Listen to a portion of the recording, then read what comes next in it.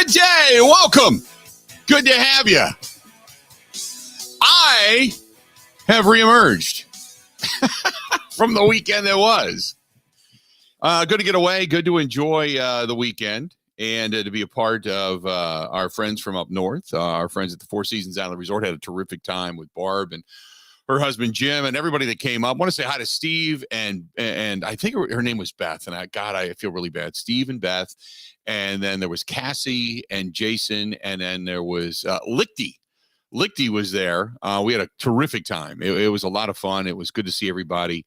The first night upstairs in the lounge bar, which was fantastic. We had some fun time with the music.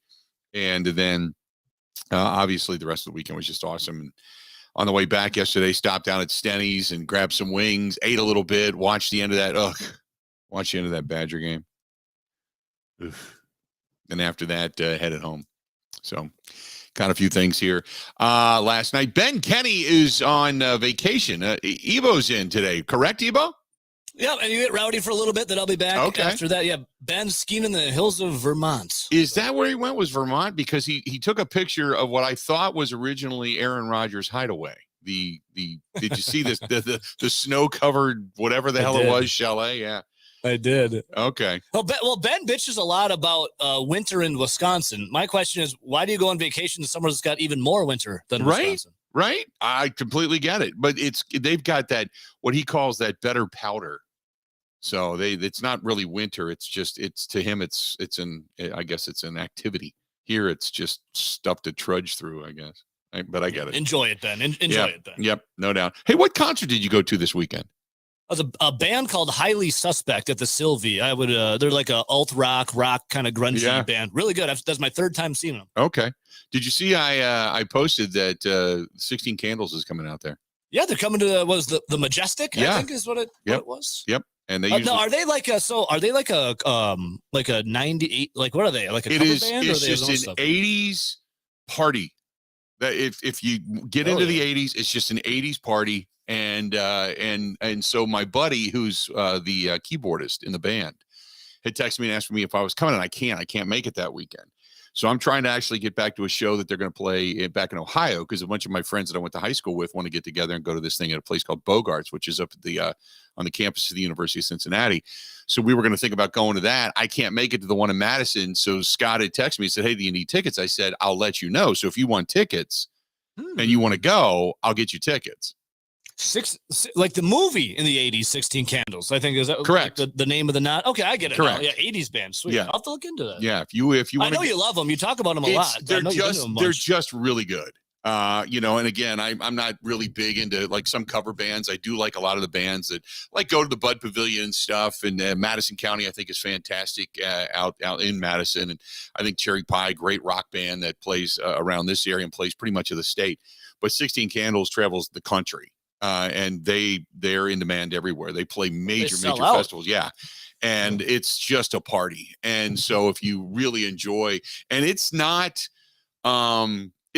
boring ass. It's not like you're not getting a bunch of Debbie Gibson. Okay. That's not what it is. It's just a party. It's just when they come out and say it's just an absolute party. So if you want to go, I like the party bill. Yeah, I know like the party bill. I'll let you know. See, my thing is the more people I can envelop, I can bring into this then what we do is the next time they come to town, we can get a big group of people together and go. So, but I highly, because you would be one that would appreciate it because you'd have fun. Yeah. And then you'd say, okay, this is like a fun band. Yeah, it's a good time. So if you guys want to go, let me know. So totally. I'm still nursing a little hangover from my party Saturday. Are you? Yeah, we got pretty lit up on Friday night. Then again, at the resort, you don't have to drive, so you just walk back to your room. So we got really. That bar looks cool. The whole place is really neat. It's for those that don't know the history, it's where like Al Capone used to take all the mob bosses. And it's on an island, and they would put boats and guys with machine guns and everything around the outer portions of the island, so the feds couldn't sneak up on them and everything. And like the bar, when you go downstairs to the Boundary Waters bar, I'm too tall. Like my head hits the ceiling. It's like how small were people back in the day, but it's a really tiny bar. Height wise, but they put bands and everything in there, and it's a lot of fun. But the upstairs lounge bar was a blast. So they've got an upstairs bar, a downstairs bar, a diamond room restaurant, and like a good old fashioned arcade from back in the day and all that kind of stuff. But yeah, it's where Capone used to take his people. There's an actual bona fide ghost tour that takes place there usually once or twice a year, and where it's an authenticated spiritual place as well, which is kind of cool. And in the summertime, they have golf and everything outdoors. You can take pontoon rides and waterfall tours and all that kind of stuff. But like now, the trails are open, and oh my God, because we got going up there on the storm that went through Wisconsin dumped about anywhere from, depending on where you're at, like where Kristen lives in Grafton, they got about 8 inches of snow. Here, I got a bunch of ice instead. So I had about 3 inches of ice in my driveway when I left. They got 14 inches of fresh snow. And then while we were there, I didn't even know it was supposed to snow. We got like 2 more inches overnight. And then they're getting pounded with a winter storm warning again here this week, where they're going to get another 5 to 10. So like the snowmobilers up there are out in droves. The entire parking lot for the Boundary Waters Bar on Saturday night for the band, there was probably 2 cars and 40 snowmobiles that were in the parking lot. I mean, it's crazy. So it was a really, really good time. That being said, Jimmy Haslam has bought in to the Milwaukee Bucks. Now, I posted this a little bit earlier today, and this. And Adam Schefter was reporting, but the co-owner, Mark Lazary, they reached an agreement with Jimmy Haslam and the Cleveland Browns, and he's buying out the Lazary portion of the Milwaukee Bucks. Now, he is not the majority owner, but I don't know anybody that thinks this is a good idea for the Milwaukee Bucks.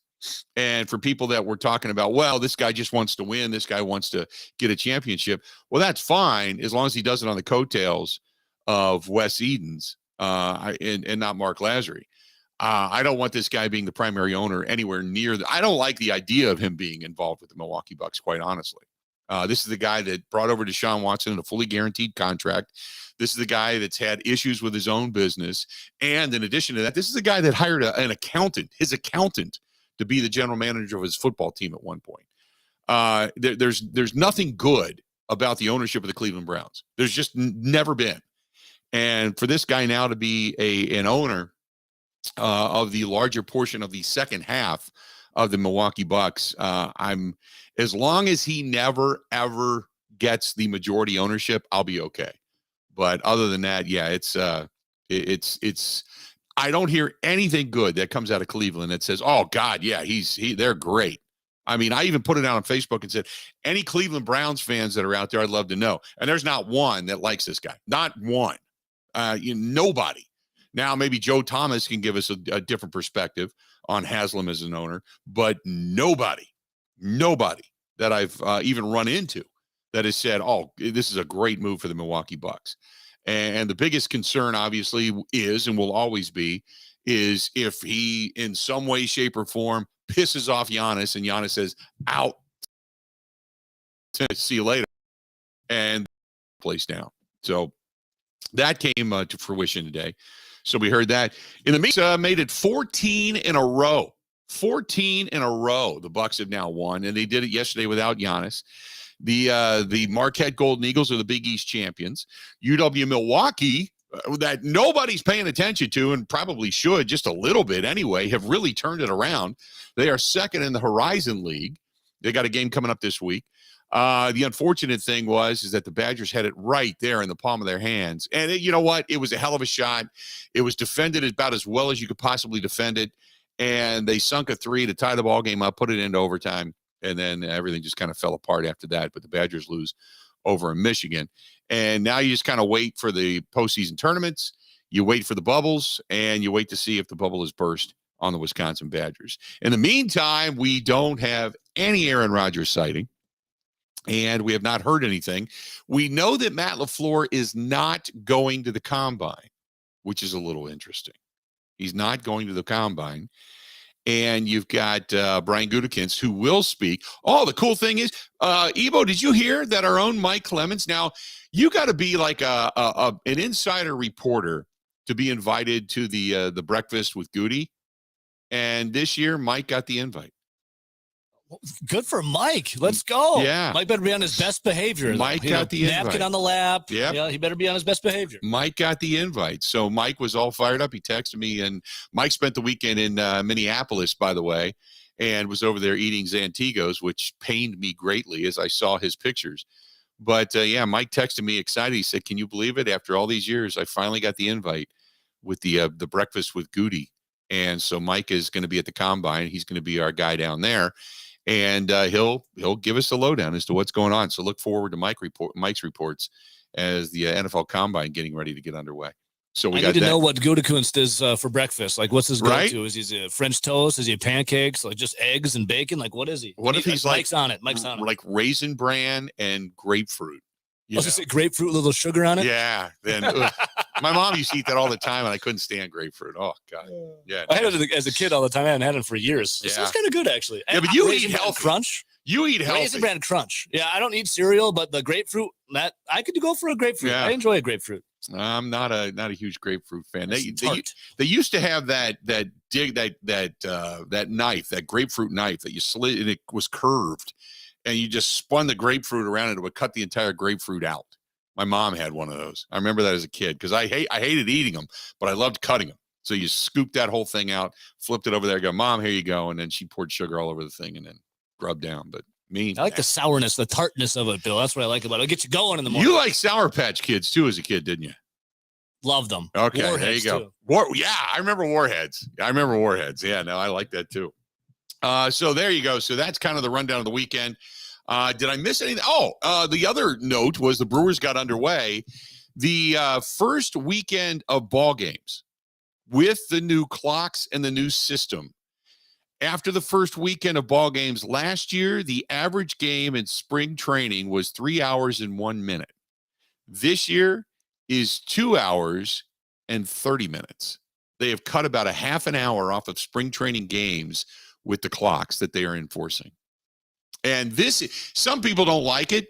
I like it because it is non-activity that you are cutting down on. It's not like you're losing more baseball. You've lost that waiting period of time. 30 minutes of your life that you spend waiting for something to happen is now gone on average. So it's intriguing because what they did was introduce all of this, no shifts, pitch clocks, in between innings, all this different stuff. They inundated us with this. And some people liked it. We were sitting in a place called Greenleaf Sports Bar up in Iron Mountain, Michigan on Saturday, watching the Brewers and the Cubs and the Red Sox. They had the Red Sox on as well. And we're watching it. And some people are like, this is stupid. And the question was why? You're not losing anything. What you're seeing is a sped up version of activity and action. What you're losing is the downtime between the adjusting of batting gloves, the stepping out of the box, the kicking of the dirt on the pitching mound, all of the stuff that goes around actual play, you have lost. And they cut a half an hour off of games. And there were a couple of games that went over 3 hours this past weekend, but some of them, there was one game that I think they played at like 14 or 18 runs or something like that went like 3 hours and 18 minutes or something. But for the most part, games in general, after the first weekend, have been cut by a half an hour of downtime out of Major League Baseball. So they've sped them up. So there you go. So that's it. No Aaron Rodgers. We have not heard anything from him. Pat McAfee has been officially now listed in the lawsuit filed by Brett Favre, as Pat McAfee posted the civil filings, the actual paperwork over the weekend. He posted that as well. So that's out there. So there you have it. 877-867-1670. Want to hit us up? Feel free. 877-867-1670. You can also find us on Twitter at Bill_Michaels. Find us on the Facebook fan page, The Bill Michaels Show on Facebook. Find us, same thing, Bill Michaels Show on YouTube and on Twitch TV. You can always email the program, thebillmichaels@gmail.com. You can find us on Apple, Spotify, and on Google Podcasts. And as always, the website, thebillmichaels.com. I'm going to go ahead and take a quick break. We got a lot more to get to. More of the Bill Michaels Show coming up next. Covering Wisconsin sports like a blanket. This is the Bill Michaels Show. on the Wisconsin Sports Zone Radio Network. Everywhere you look, from groceries to utilities to gas, prices keep going up. Pella Windows and Doors of Wisconsin can dramatically help lower your energy costs year-round by replacing drafty windows and doors in as little as 6 weeks. And now you can save even more by taking advantage of 0% interest for up to 48 months when you lock in your prices by February 28th. I'm Gina Della from Pella. Bring the love of Wisconsin's outdoors in through the beauty and quality craftsmanship of Pella Windows and Doors. Whether you're updating or upgrading the look and comfort of your home, Pella has extensive lines of customizable options to meet your needs and your budget, no matter the season. Replacing drafty windows and doors can dramatically lower your energy costs. Pella Windows and Doors of Wisconsin offers some of the most energy efficient windows in the industry, designed to keep the cold outside where it belongs. Lock in your prices by February 28th and get 0% interest for up to 48 months. Visit PellaWI.com. Certain restrictions apply.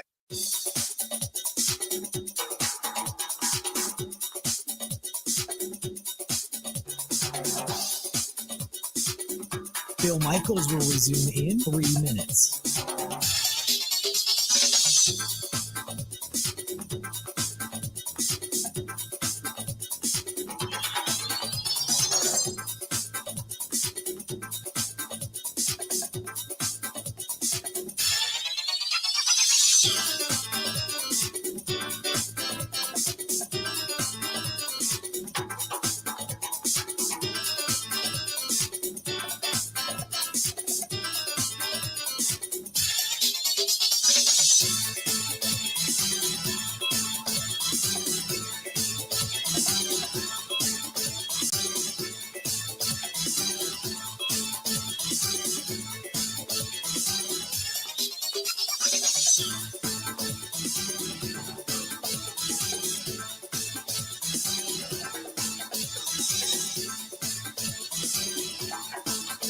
Bill Michaels will resume in 2 minutes.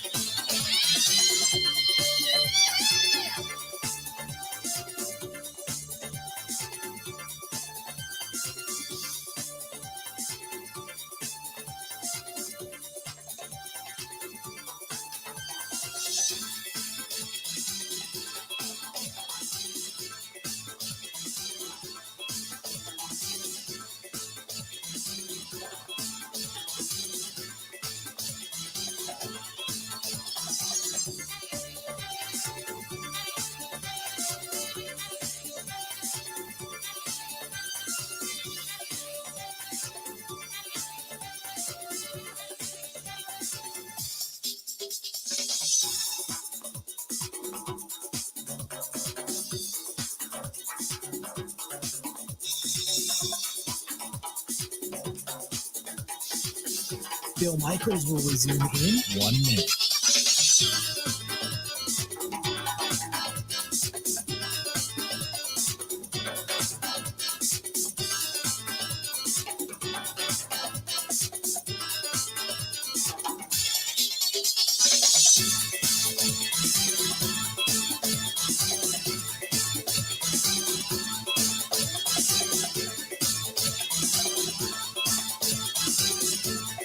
Bill Michaels will resume in 30 seconds.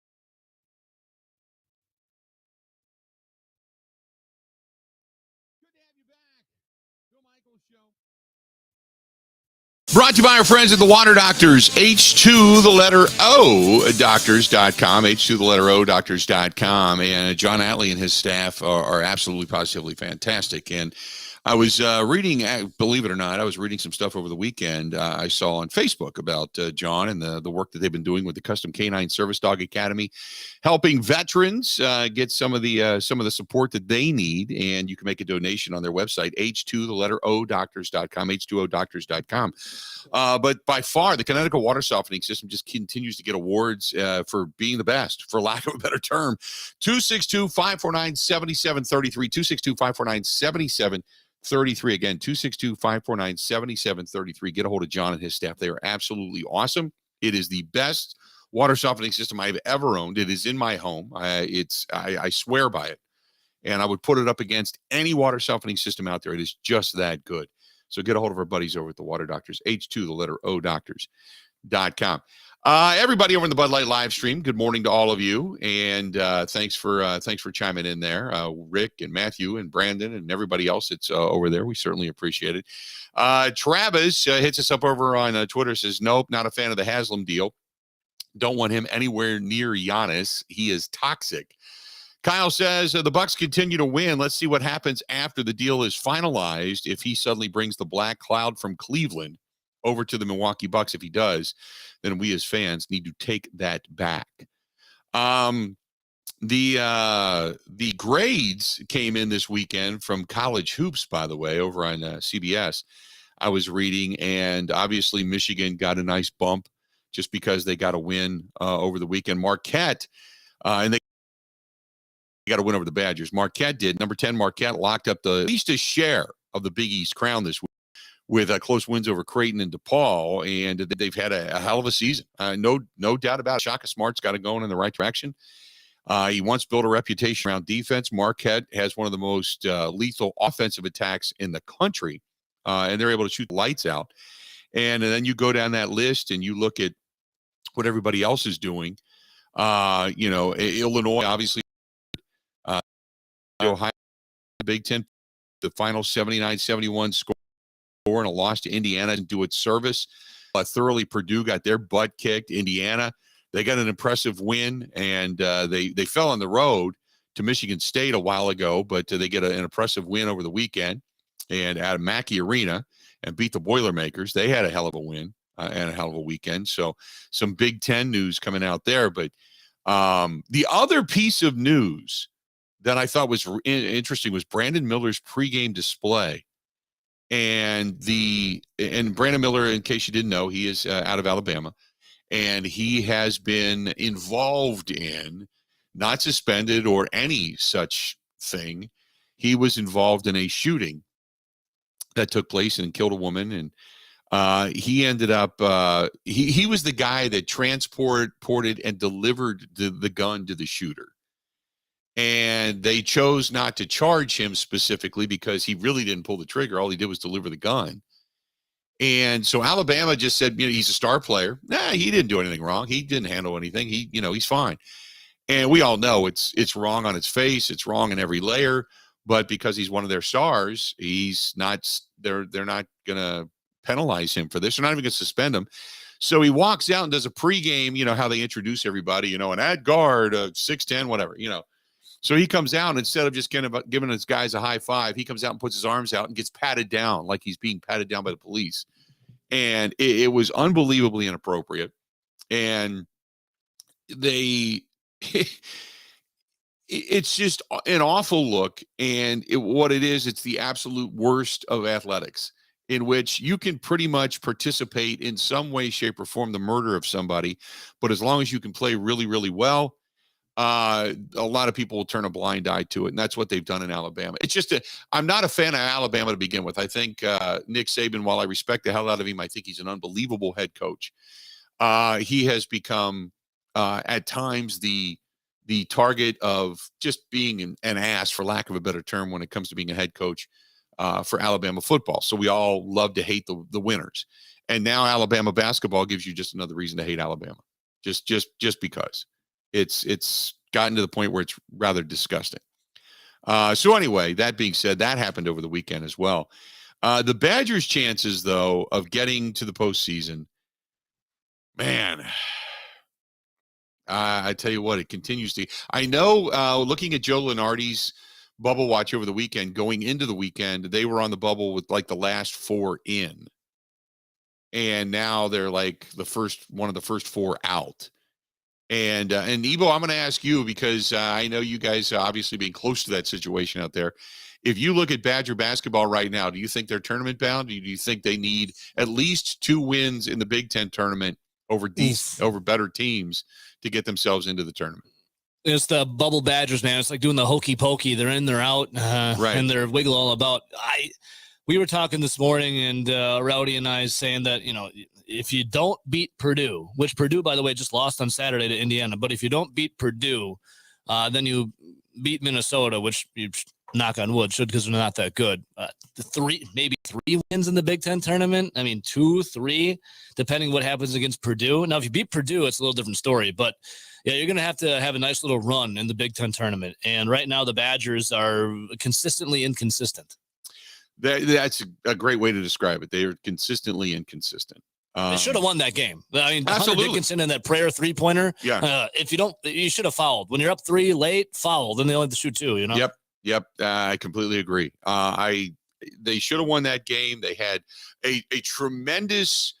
It was a tremendous defensive effort at the end to try to at least knock the pass out of the way, and it all went by the wayside. But it's just like when you start to look at the Badgers and go, okay, just get a couple of wins, get a couple of back-to-backers, and you'll be okay. And then, hey, if they would have won that game on the road in Michigan, it would have been a hell of another feather in the cap to say, hey, we truly belong. We're a scrappy team. We belong. But ultimately, to lose it now puts you on the outside looking in, I think. And that's just my thought. But on the outside looking in as to where, like you got the teams out right now.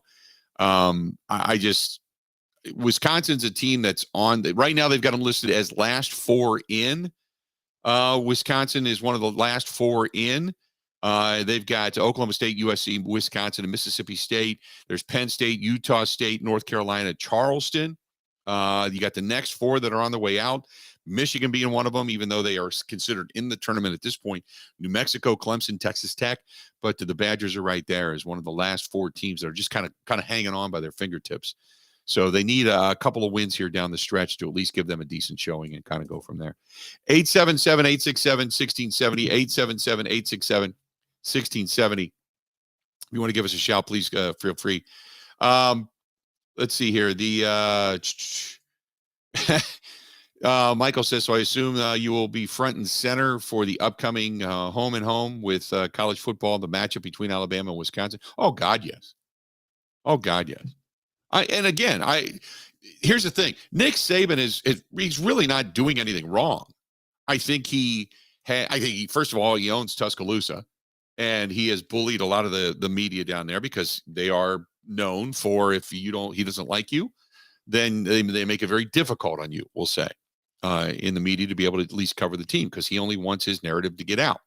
And he doesn't like being questioned. He takes offense to follow-up questions that actually question him. So, but he can do that. Rick Pitino used to do it in Louisville all the time. Rick Pitino did it in Lexington when he was the head coach of the the Kentucky Wildcats. So coaches do it. It's not endearing. That's all. I'm not saying he's ever done anything wrong, but Alabama basketball now is just another reason to hate Alabama.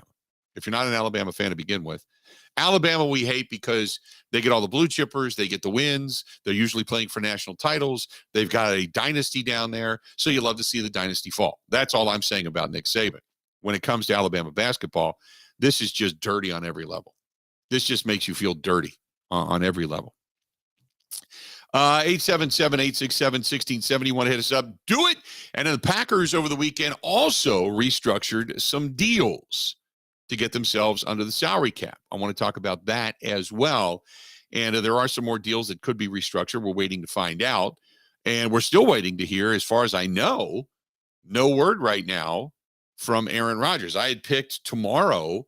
I thought today something would break, and tomorrow he'd hit the McAfee show and talk about his want to come back, but nothing yet. And I was asked over the weekend, hey, if Rodgers doesn't come out and say anything, are you going to be upset or disappointed? And we'll talk about that when we come back. Hang in there. We got a lot more of the Bill Michaels Show coming up right after this. Covering Wisconsin sports like a blanket. This is the Bill Michaels Show on the Wisconsin Sports Zone Radio Network. They say the sky's the limit, but why stop there? This February at Potawatomi Casino Hotel, you can reach for the stars. Each Thursday night, if the stars align, you could reach for a piece of $400,000 in cash and prizes. Just play with your club card to earn entries 3 times on drawing days. Your win is written in the stars. Just play to find it. Only at Potawatomi. Visit paysbig.com/stars for more. Must be 21 years old and a club member to play.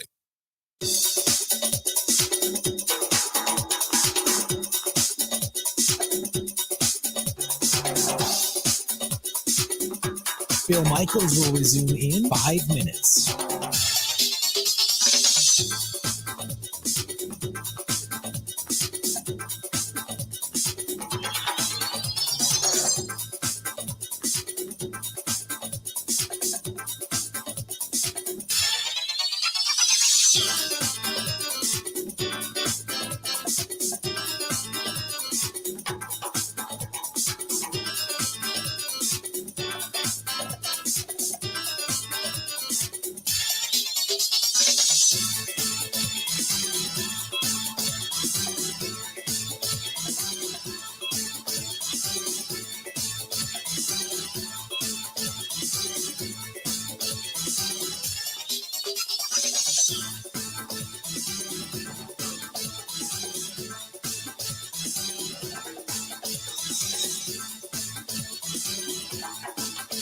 Bill Michaels will resume in 4 minutes.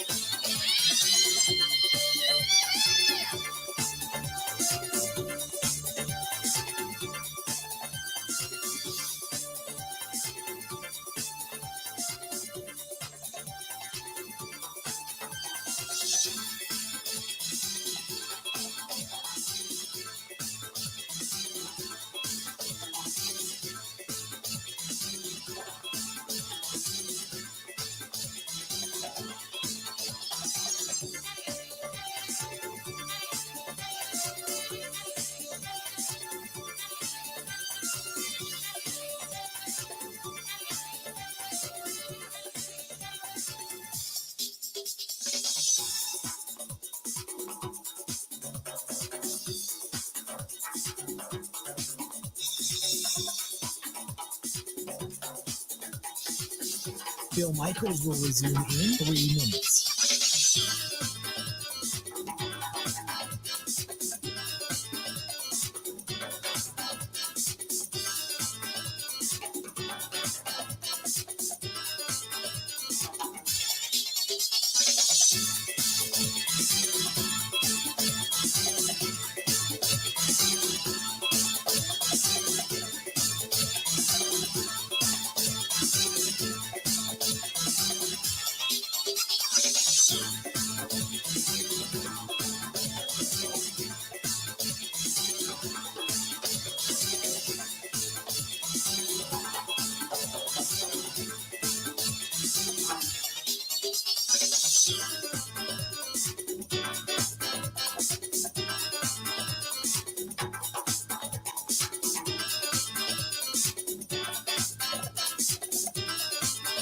Bill Michaels will resume in 2 minutes.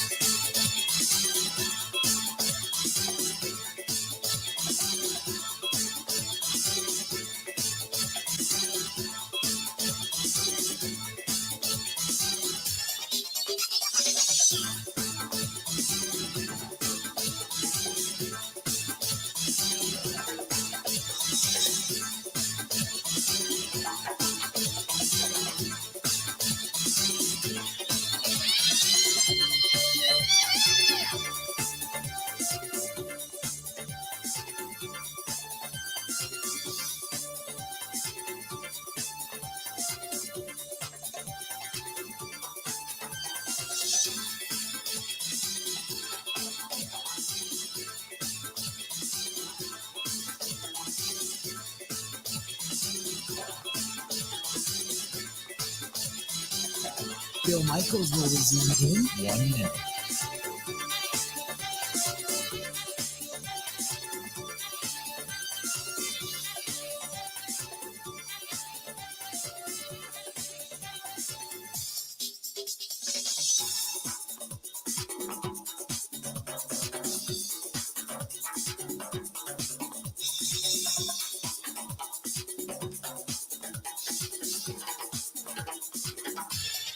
Bill Michaels will resume in 30 seconds.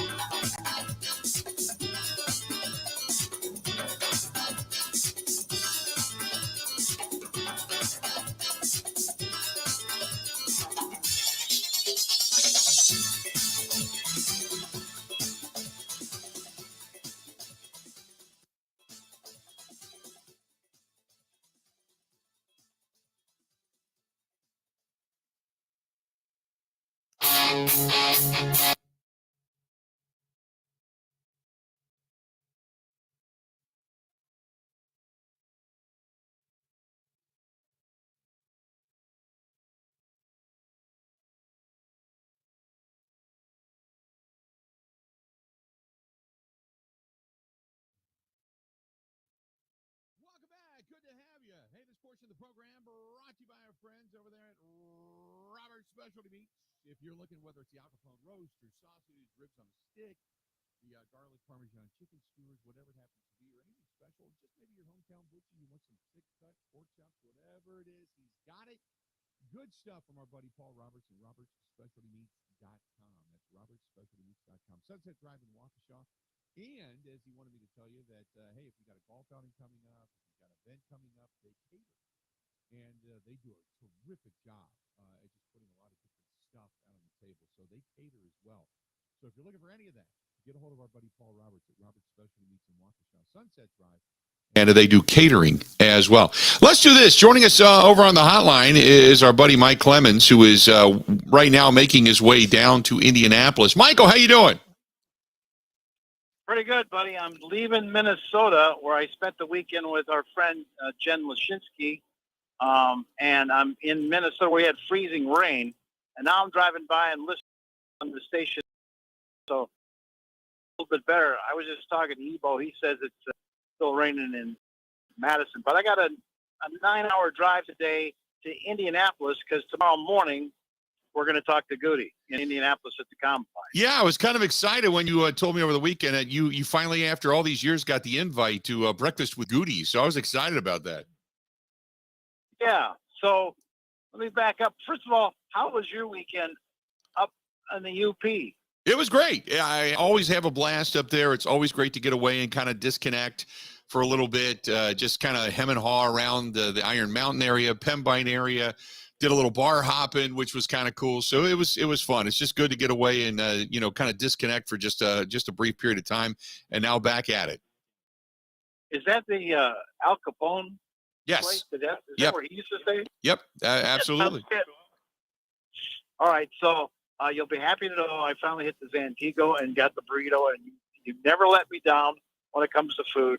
That place was awesome. Yes, I love that place. I was absolutely jealous that you were there. Well, and it worked out. So one of the cool things I got to do was I went to a Minnesota Wild NHL game. And, my friend is with this Star Wars troupe. These people dedicate hundreds of dollars to get these authentic Star Wars character costumes. They got Darth Vader and Stormtroopers, and they're greeting kids at the game. The Minnesota Wild are owned by Craig Leopold, who's from Racine. Yeah. Yep. Started a telemarketing business in Neenah that took off, and then a rainwear company.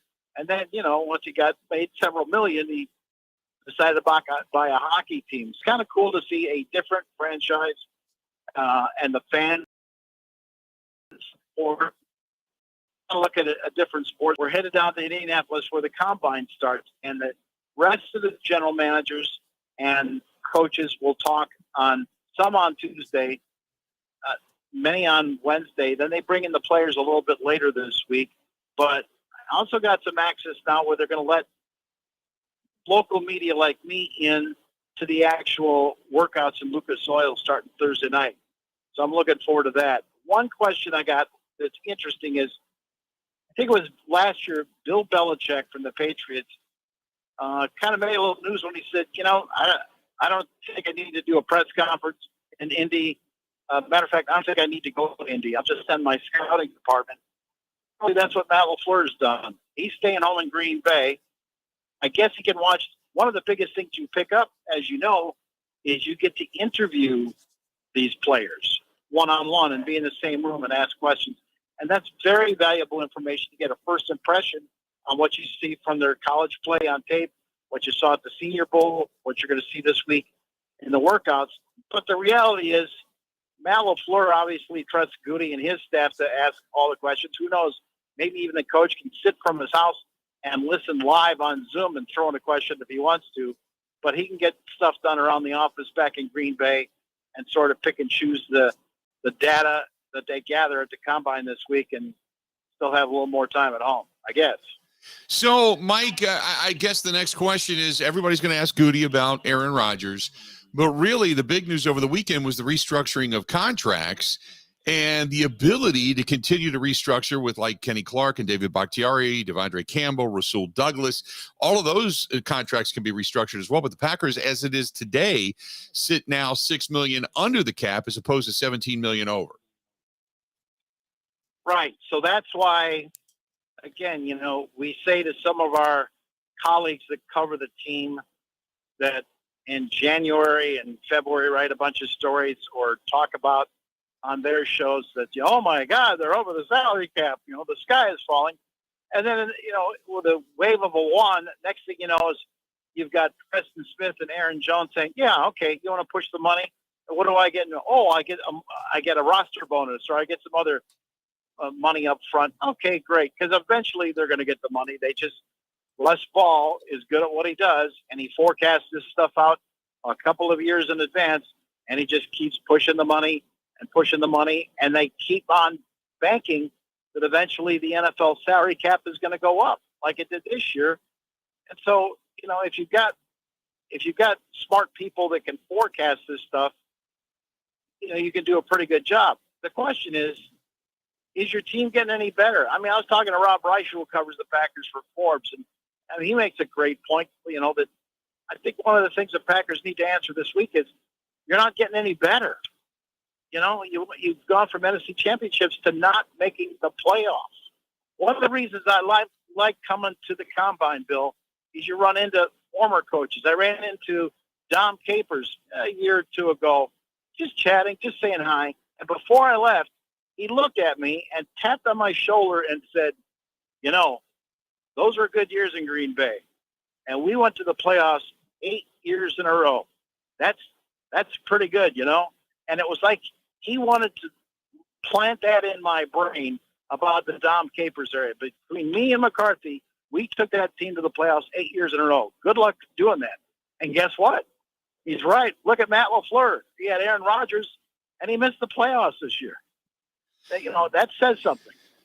Well, you're right about them getting better. I guess, Mike, my question would be, is it just if you get the offensive line healthy, if you get, Rashawn Gary back, you get Stokes back, you get Devondre Campbell fully healthy, you add some additional depth to this team.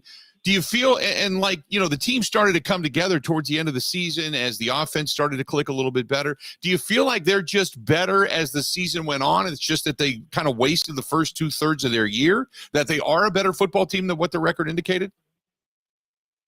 Well, the greatest improvement was turning on Christian Watson. And how much more of a weapon can that kid be for them offensively? Literally a game plan changer if he can be consistent and stay healthy. I think a big problem on defense is Rashawn Gary. And we now have seen 4 or 5 ACLs with the Green Bay Packers where it takes over a year to get Elton John back, to get Jenkins back, to get a Robert Tonyan back. And Rashawn Gary ain't going to be 100%, till December, maybe. So you've just taken off your best edge rusher, which then makes you wonder if that means something that Gutekunst is going to have to do in the draft or in free agency. He just got, Preston Smith to take a pay cut, restructured his deal so that he can put money aside if, in fact, Aaron Rodgers is coming back, all those kinds of questions. But I think that was a huge injury for the Green Bay Packers. And a need suddenly that goes to the top of the list, don't you? I do. Absolutely, I do. 100%. I mean, I've said all along that I think the Packers, and I agree with you, Mike, that while they're restructuring deals and they're finding money under the cap, they still have to have about anywhere between $8 to $10 million on average to sign all the rookies that they're going to bring in. But I still think you need another wideout that's good, not just a veteran, but a good veteran to come in and help. And I still think you're going to draft one or two, or maybe even a tight end, but you still need another guy. You still got to find somebody to be the counter for Christian Watson to kind of grow. You know what I mean? Yeah. And then there's all these other questions like, Randall Cobb, really, do you have to bring him back? Mercedes Lewis. Well, they keep talking about what a great blocker he is. He's your sixth offensive lineman. He's your third tackle. They use him so much for blocking. And, as LaFleur still say, even though he doesn't practice during the week, man, on game day, we use him a third of the plays when we need that extra blocker out there. He's so good as a blocker. And then it should be kind of a decoy for his one or two catches a game. So they got all those kinds of decisions to make. Or are they going to move on and start drafting guys? There's a conspiracy theory that, hey, maybe they'll move on from David Bakhtiari. But, he's up and down with the knee. But remember, they benched Josh Steinman when he couldn't deal with it, and they felt that the snaps that Bakhtiari was getting in toward the end of the season, that he was still one of the very best in the business at left tackle. So that's what they've spent the last 6 weeks discussing. Now they're going to, they've got their grocery list of what they're going to look for in the draft. They got a great draft pick at 15.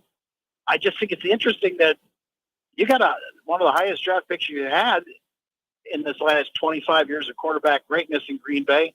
And the head coach says, I could do this from Green Bay. Or it's like the head coach is saying, I don't know what's going on with Aaron Rodgers, and I'm not going to take 15 minutes of Aaron Rodgers' question.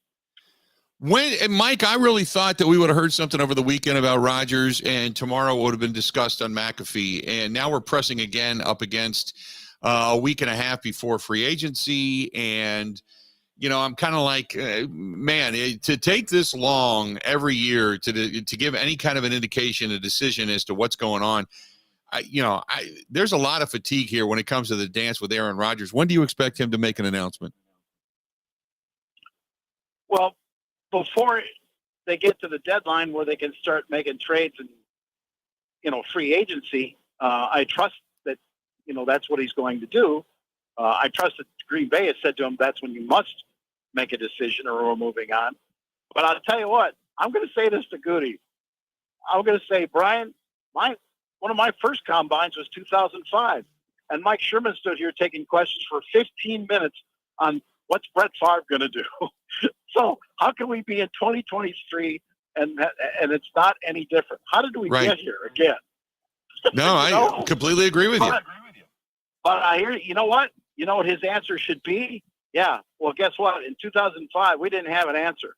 But in 2023, if the quarterback can't make up his mind, I got a guy. We're in number 10. He's been in Green Bay for 3 years. We got a guy now. That's why I made that pick. That's why that would probably be a good response from the team. Well, I hope I hope he's right that the pick that he made going back a few years is the actual heir apparent and not just a placeholder for the next guy that could come in and be successful in Green Bay, Well, yeah, but it's certainly a better decision than Craig Null. Okay. This is true. Mike, good stuff. We'll enjoy the reports down there at the Combine. Be safe, man. Talk to you later, Billy. All right, buddy. There you go. That's our own Mike Clemens joining us for a couple of minutes on the hotline and driving from Minneapolis down to Indianapolis as Mike gets ready to cover the Combine, breakfast with Goody, all that kind of good stuff, and then to find out more about maybe the direction the Packers might be going and also talking about when they expect. I got to think.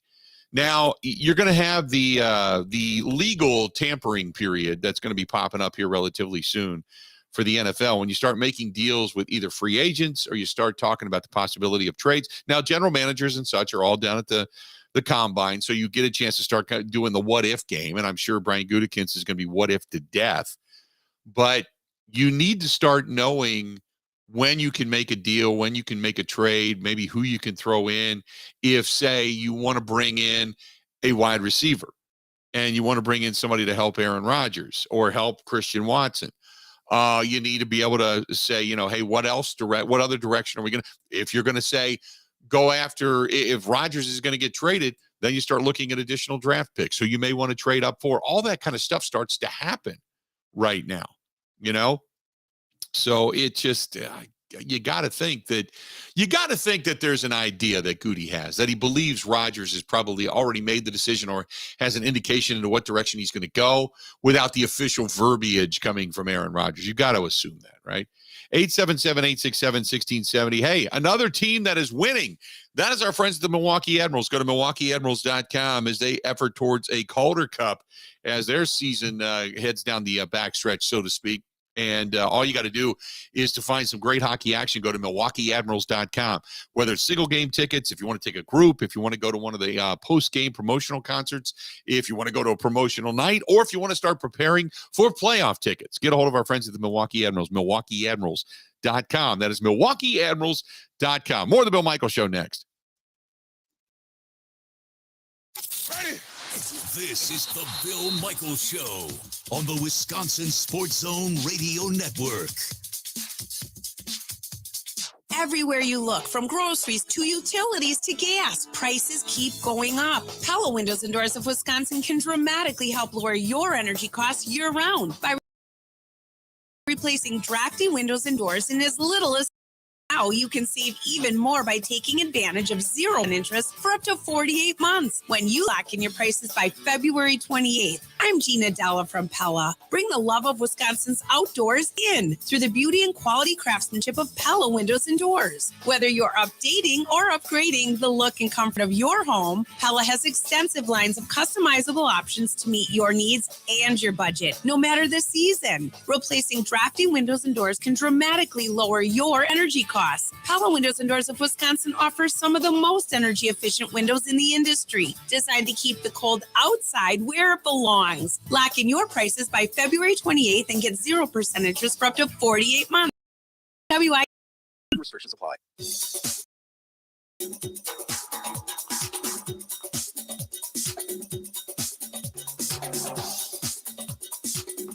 Bill Michaels will resume in 3 minutes.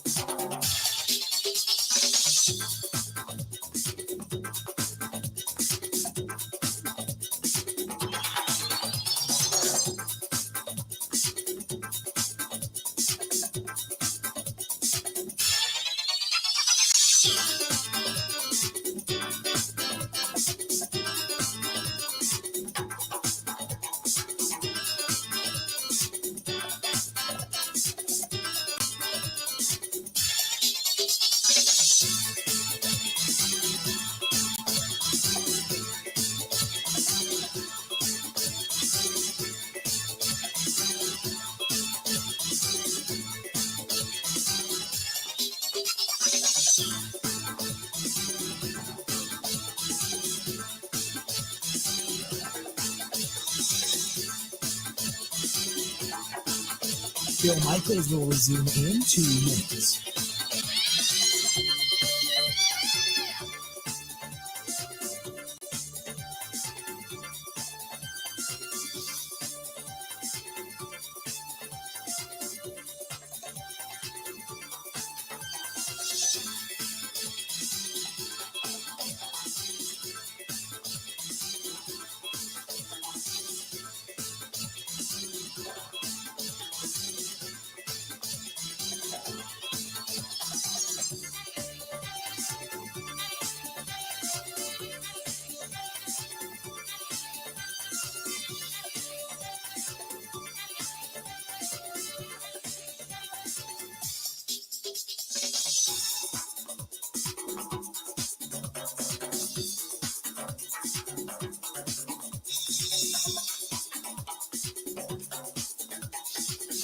Bill Michaels will resume in 1 minute.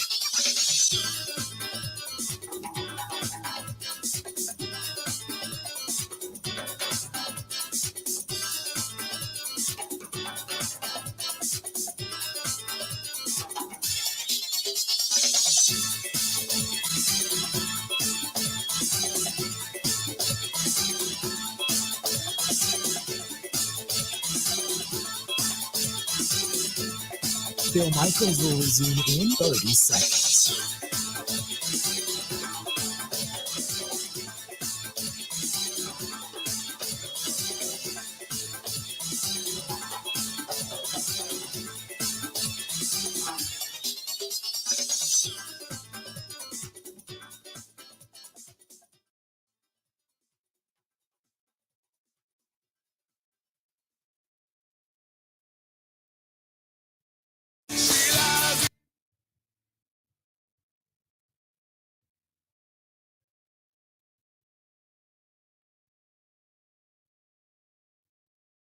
Welcome back. Good to have you. The weekend was fantastic. And as I had left on Friday, I was telling you about the fact that I started the New Mel weight loss program. And it's been awesome. Now, the weekend was not kind to me when it comes to eating habits. So you're on vacation, you kind of do your own thing. But the best part about it is all I wanted to do was by the end of the weekend was come home and be the exact same as I was when I left. Not that I was going to lose a bunch of weight, but that I would be the exact same. Well, I only gained a pound, which is actually in the grand scheme of things really, really good considering we ate like crap all weekend long. So it's awesome. And I can't recommend it enough. I'm down 8 as of this morning, but I was down 9 on Friday, but only gained a pound over the weekend. So I feel really good. And if you can continue that kind of a trend in only 2 weeks, it's fantastic. It really does work. All you have to do, it's weight loss in a box. It shows up. You just follow it. You're good to go. 414-455-4451. That's 414-455-4451. That's the New Mel Medical Center. It works. And all you have to do is follow the program. And it's awesome. So if you're looking for ED treatments, they've got it. If you're looking for low T treatments, they've got it. But the all-in-one weight loss program, as you start to venture towards summer and T-shirt weather, call them for anywhere in the country. 414-455-4451. 414-455-4451. A couple of other pieces of news and notes that happened over the weekend. One is the Packers raising their ticket prices just a tad, which I know set off more than a few Packers fans as they got a hold of us over the weekend. But I want to get back into the contract restructures and moving forward with that. Also, baseball over the weekend. Your thoughts on the clocks that are out there now. Stay tuned. A whole lot more of the Bill Michaels Show. It's coming up right after this.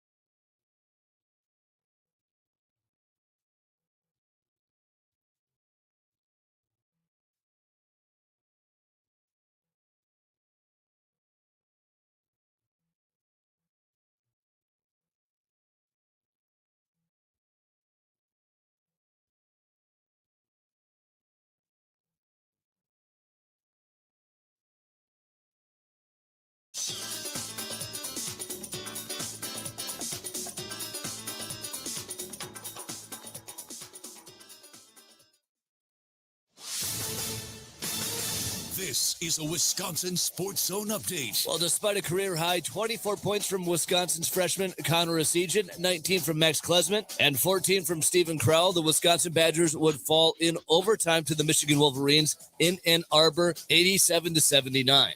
In the game, though, Connor Esijan would break a tie with Brad Davison for the most threes by a freshman in UW history after he hit his 61st of the season. Up next for the Badgers, they'll host the Purdue Boilermakers on Thursday. To the NBA, playing without Giannis Antetokounmpo, Drew Holiday would explode for 33 points. Brooke Lopez added 22, and the Milwaukee Bucks would get their 14th straight win using a big fourth-quarter run, getting by the Phoenix Suns 104-101. The Bucks' 14-game win streak is now the fifth longest streak in Milwaukee's franchise history, and they'll now hit the road and face the Nets on Tuesday in New York.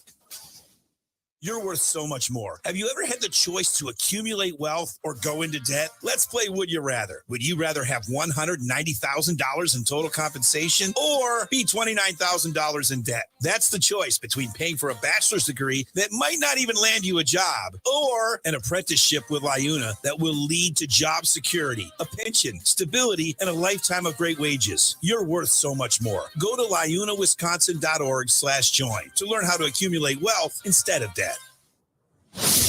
Over the weekend, saw the Green Bay Packers convert the 2023 salary and roster bonuses of cornerback Jair Alexander and outside linebacker Preston Smith into signing bonuses. Reworking Alexander's payments will save the Packers $9.46 million in cap space, while Preston Smith's adjustments will free up $6.6 million. These moves come off the heels of running back Aaron Jones' contract restructure, which the Packers saved $11.8 million in cap space after he agreed to take a $5 million pay cut. For the Wisconsin Sports Zone Network, I'm Ebo.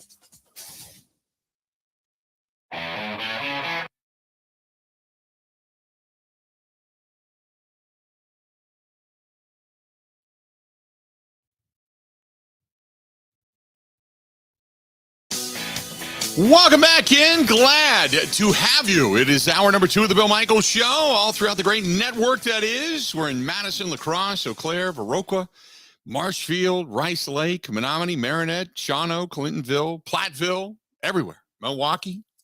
Good to have everybody on board. Over the weekend, the Packers, on Friday, I think, they kind of slipped it in and said, oh, by the way. Yeah, we're going to raise the prices just a little bit. Now, it's not a steep raise by any stretch of the imagination, but after a season in which they didn't make it to the postseason, they did raise the prices, and which PO'd a lot of people. Now, to me, if you're keeping up with the Joneses, okay, it's still one of the more reasonably priced tickets around, all in all. So I'm not overly concerned with it. But I know some people are, obviously, and I understand that. I would never poo-poo anybody else's money. That's for damn sure. So that was met with some consternation. There is still a large amount of frustration of not knowing what is going on with Aaron Rodgers. But here's my question. And the Packers, they're going to continue to go up. We all know that. Okay? So as the Packers ticket prices continue to rise, I don't want to say what happens if, but if you are a season ticket holder, and the prices are going up, you got Jordan Love coming in. If competitive football tends to fall by the wayside, in today's day and age, knowing there's still 30, 40, 50, 70, 80,000, how many ever there are on the waiting list, are you apt to say, nah, baby, nah? Because for 30 years now, you've had Hall of Fame play, and people have been chomping at the bit to get inside Lambeau Field. The likelihood that happens yet again, it's almost nil. I'm saying almost because I'm not going to rule out the possibility completely that suddenly lightning strikes and Jordan Love catches fire and he's the real deal. Maybe Brian Gutekunst was right. But what is the likelihood that as a season ticket holder you may say no? I don't think I'm going to go in that direction. I'm not gonna do that. So I think that's a little bit interesting because I've got a couple of friends of mine that are still on the waiting list, and one of them have said, if Rodgers is gone and this team stinks, I'd really have to think about giving him my money. And I know that's a big concern of of Mark Murphy's as well. I mean, you want to keep the viability of the franchise right there for a long time to come. And I know that there's a lot of people that would just salivate at the thought of getting Packers season tickets, but he's sitting right now like at 3,500 on the list. And he says, yeah, it's coming up and it comes up fast. You get quite a few people that drop off and it changes hands and then they open it up. But it's just interesting that there are some people that said, yeah, no, I think I'm going to pass on that. Jason over on the Bud Light live stream says, hey, Bill, did you hear Rodgers tapped out after just a couple of days? Didn't he say he was going in for 4 days? He did. He left after, I think it was 3. He went in on he went in on a Monday and left on a Wednesday. So it was 2.5, 3 days, I think. But yeah, he did leave early. I don't know why. I mean, maybe he'll explain why he did. Maybe he had the revelations he wanted. I don't know. Maybe he found out everything he needed to know internally and he's good to go. Paul says, by the way, he got his invoice for the Packers in the mail. It was paid in 15 minutes. Okay. But again, it went up a couple of bucks. It wasn't like it was a dramatic amount, anywhere from $2 to $8, I think, per ticket, something like that. It's still not. And again, it's not bad. I just thought it was an interesting conversation. That's all. But, like I said, there's plenty of Packers fans and through the 70s and 80s who were diehards that were still going to games. I mean, this is and always will be a football state. I don't think that will change within my lifetime.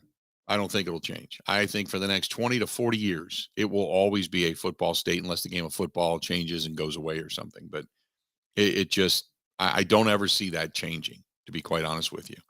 877-867-1670. If you want to find us, please feel free. Go ahead and do so. By the way, today's starting lineup for the Brewers, Mitchell, Adames, Contreras, Hira, Brousseau, Miller, Bolt, Terang, Weimer, and Hauser on the mound for the Crew today. Just an FYI, taking on Kansas City. There you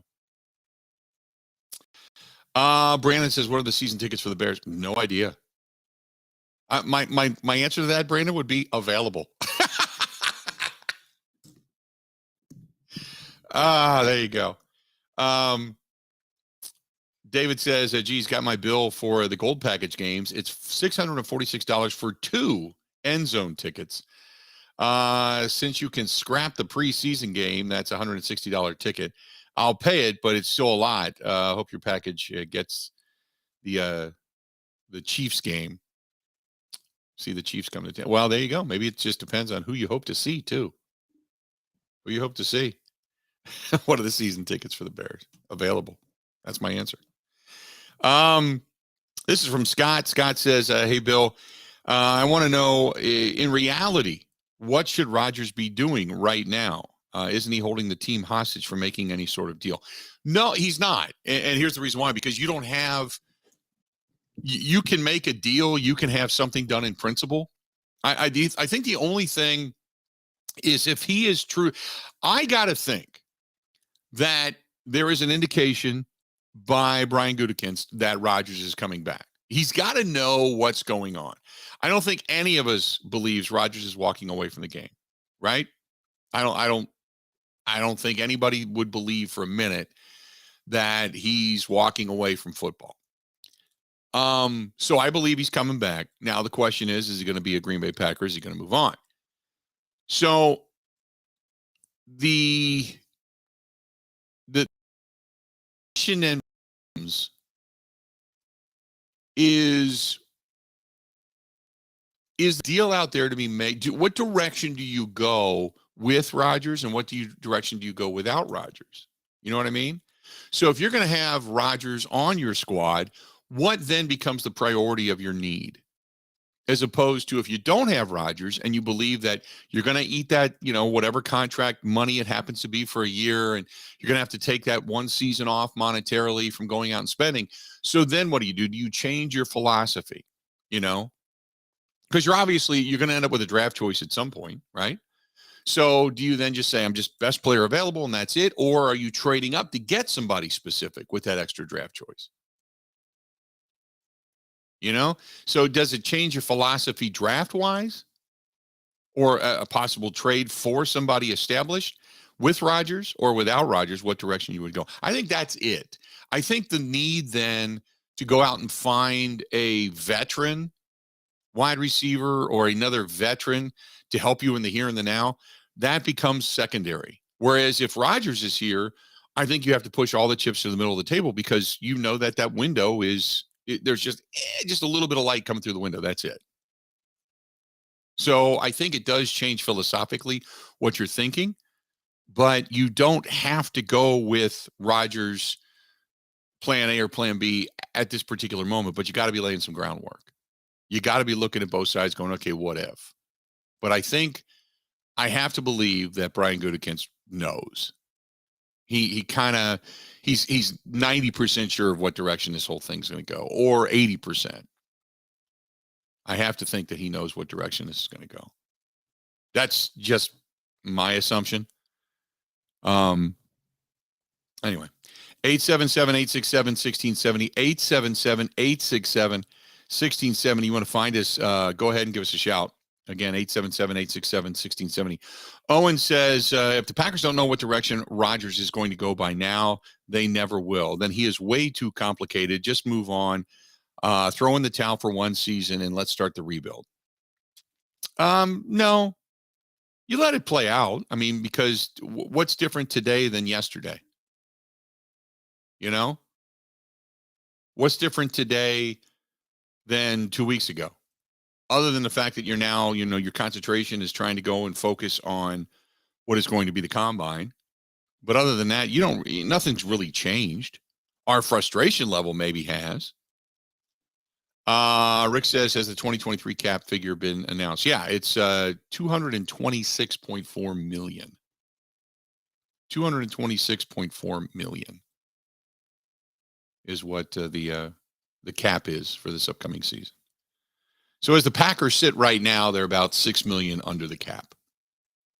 Depending on which, if you look at over the cap or if you look at Sport Track or whatever, I mean, they vary a little bit, but it's anywhere from 6.2 to 5.8, 5.9. So, but right around 6 million, they're under the cap. So that quick they got in. And really, when you look at the deals that were redone, in all three restructures, the Packers converted base salary and roster bonuses into signing bonuses and added void years to a maximum salary cap, which gives them a savings. Now, Aaron Jones restructuring saved them about 11.8, I think. Jair Alexander and Preston Smith saved them about 9.5 and 6.5 million on average. And then you add it up, the Packers have shaved, I should say, 27, almost 28 million off the cap in 3 easy moves. So they have that convertible roster bonus, and they've got all of that. And again, when you look at a team going, my God, they're 20 million over the cap. In reality, they're not. They can move that money around. It just means that guys are going to get paid either up front, or guys are still going to get their money, but it's going to be a couple years down the road. I mean, as long as guys get their money, they don't care. If it doesn't change their lifestyle, they don't care. But more work needs to be done. Don't get me wrong. As I mentioned a little bit earlier, when you look at the Packers and where they need to be, you need to probably redo the deal of Kenny Clark. There can be more done with David Bakhtiari. Who's the other one? Devondre Campbell, Rasul Douglas. Those can all be restructured and redone, so they can look to save another 15, 20 million. So right now they've got just about enough money, just about. They're a couple, probably $1 million or $2 million short, just about enough money to bring in their draft choices. And then after that, everything else needs to be done for, say, a safety or another wideout or whatever. Chuck says, is there any restructure they can do without the players okay? That's a great question. I don't know. I don't know the emphatic answer to that. I don't want to say yes, and I don't want to say no. My assumption is that any change in the contract has to be okayed by the player and the agent. But that's a great question. I don't know for sure. Now, if you change money, if you don't change the total and you just move money around to where maybe they're paid earlier or something like that, okay, maybe. But I gotta assume that anything that's done with your salary has to be okayed by the player. Rick says, what if 12 restructures, they might have room then for an impact wide receiver. And that too. You would assume that and again, Rodgers said it on the Pat McAfee show that the number that is out there right now for his salary is not going to be the number that he plays for. And he left so many indicators in the subsequent weeks after the season ended on the McAfee show that he's coming back. And he kept stopping himself going, well, if I make the decision to play. He's made the decision to play. It's just what he's at peace with at this point. Does he want to stay a Green Bay Packer? Does he want to move on? But all of that to me indicated that he was coming back. So, yeah, I mean, he's going to restructure his deal. And how much does he add to the impact of salary cap capability? I don't know. We'll wait and see. My guess could be anywhere from $7 to $10 million, maybe more, somewhere in that area.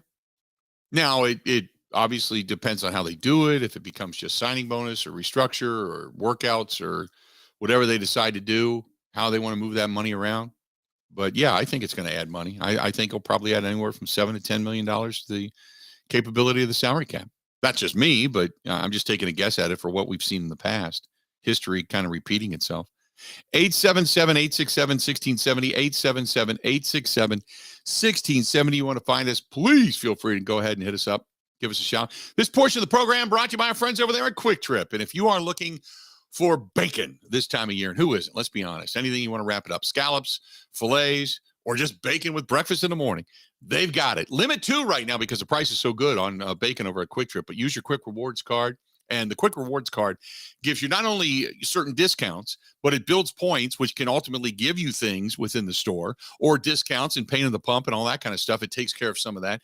Get a hold of our friends over there at Quick Trip. Stop in. If you don't have one, say you want to get a Quick Rewards card, you're going to be good to go. And as they always say, we'll see you next time, that type of thing, because they're just good people over there. But stop in for fresh, everything from fresh milk to orange juice to bananas. They've got the beer caves, bacon. They have so much good over there at Quick Trip. I use them damn near every day. Thanks to our friends at Quick Trip. More of the Bill Michaels Show is next. This is the Bill Michaels Show on the Wisconsin Sports Zone Radio Network. As the weather warms up, so should your grill. Here comes the smell of sunshine and tailgates. For all your grilling needs, go to ScholzieFamilyBeef.com. Everywhere you look, from groceries to utilities to gas, prices keep going up. Pella Windows and Doors of Wisconsin can dramatically help lower your energy costs year-round by replacing drafty windows and doors in as little as 6 weeks. And now you can save even more by taking advantage of 0% interest for up to 48 months when you lock in your prices by February 28th. I'm Gina Della from Pella. Bring the love of Wisconsin's outdoors in through the beauty and quality craftsmanship of Pella Windows and Doors. Whether you're updating or upgrading the look and comfort of your home, Pella has extensive lines of customizable options to meet your needs and your budget, no matter the season. Replacing drafty windows and doors can dramatically lower your energy costs. Pella Windows and Doors of Wisconsin offers some of the most energy efficient windows in the industry, designed to keep the cold outside where it belongs. Lock in your prices by February 28th and get 0% interest for up to 48 months. Visit PellaWI.com. Restrictions apply.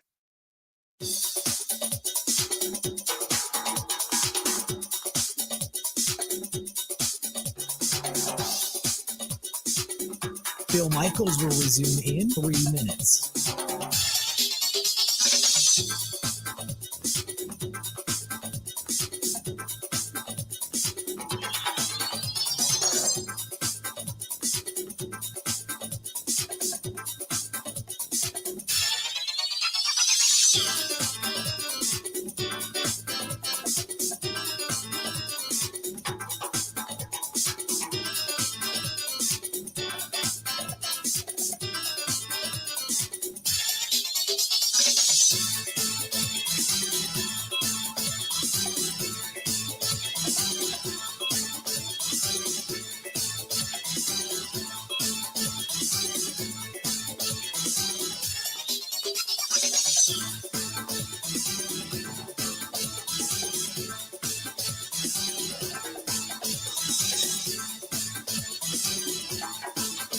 Bill Michaels will resume in 2 minutes.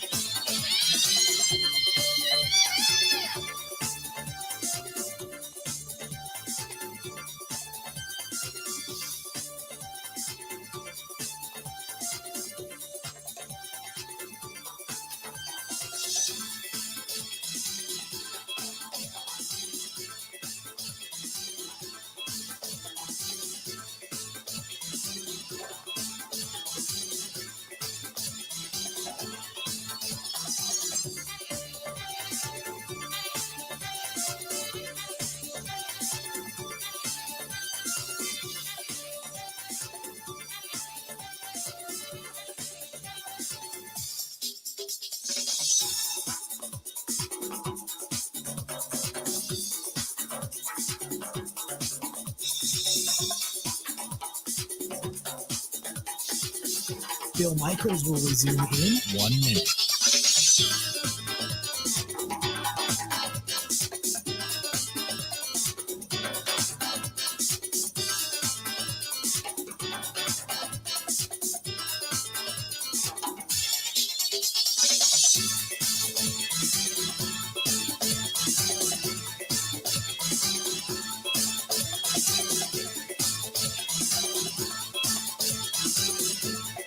Bill Michaels will resume in 30 seconds.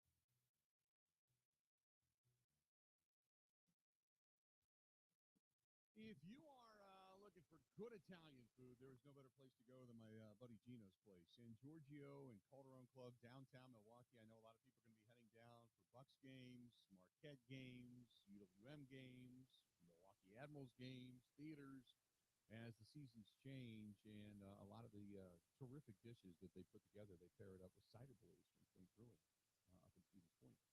And man, oh man, it's so good. So don't forget about our friends at Cider Boys and our friends down at San Giorgio and Calderon Club and such. And it is just terrific Italian food. And stop in and see our buddy Gino and say hello. Stop in. It's just terrific. I know that I get my buddy Billy goes in there all the time, and now he orders the penne sausage, and he's just like, this is just the best he's ever had. They've won awards with the meatballs down there, and obviously San Giorgio continues to get rave reviews and put in many different magazines as being one of the only, in the state of Wisconsin, the only authentic Napolitana VPN there is. So, and which is just a different style of pizza, but everybody just loves it, just thrilled with it. So stop down and tell them I said hi. And in addition to that, like I said, a lot of the dishes that I have my name on it, they pair it up with Cider Boys from Point Brewing. So stop in and ask for that as well. 877-867-1670. This one's from Austin, who said, I heard that Rodgers is on vacation until Wednesday. I don't know. If you heard it, I'll buy it. Anything you're selling me over there on the live stream. Anything you're selling me, I'll buy it.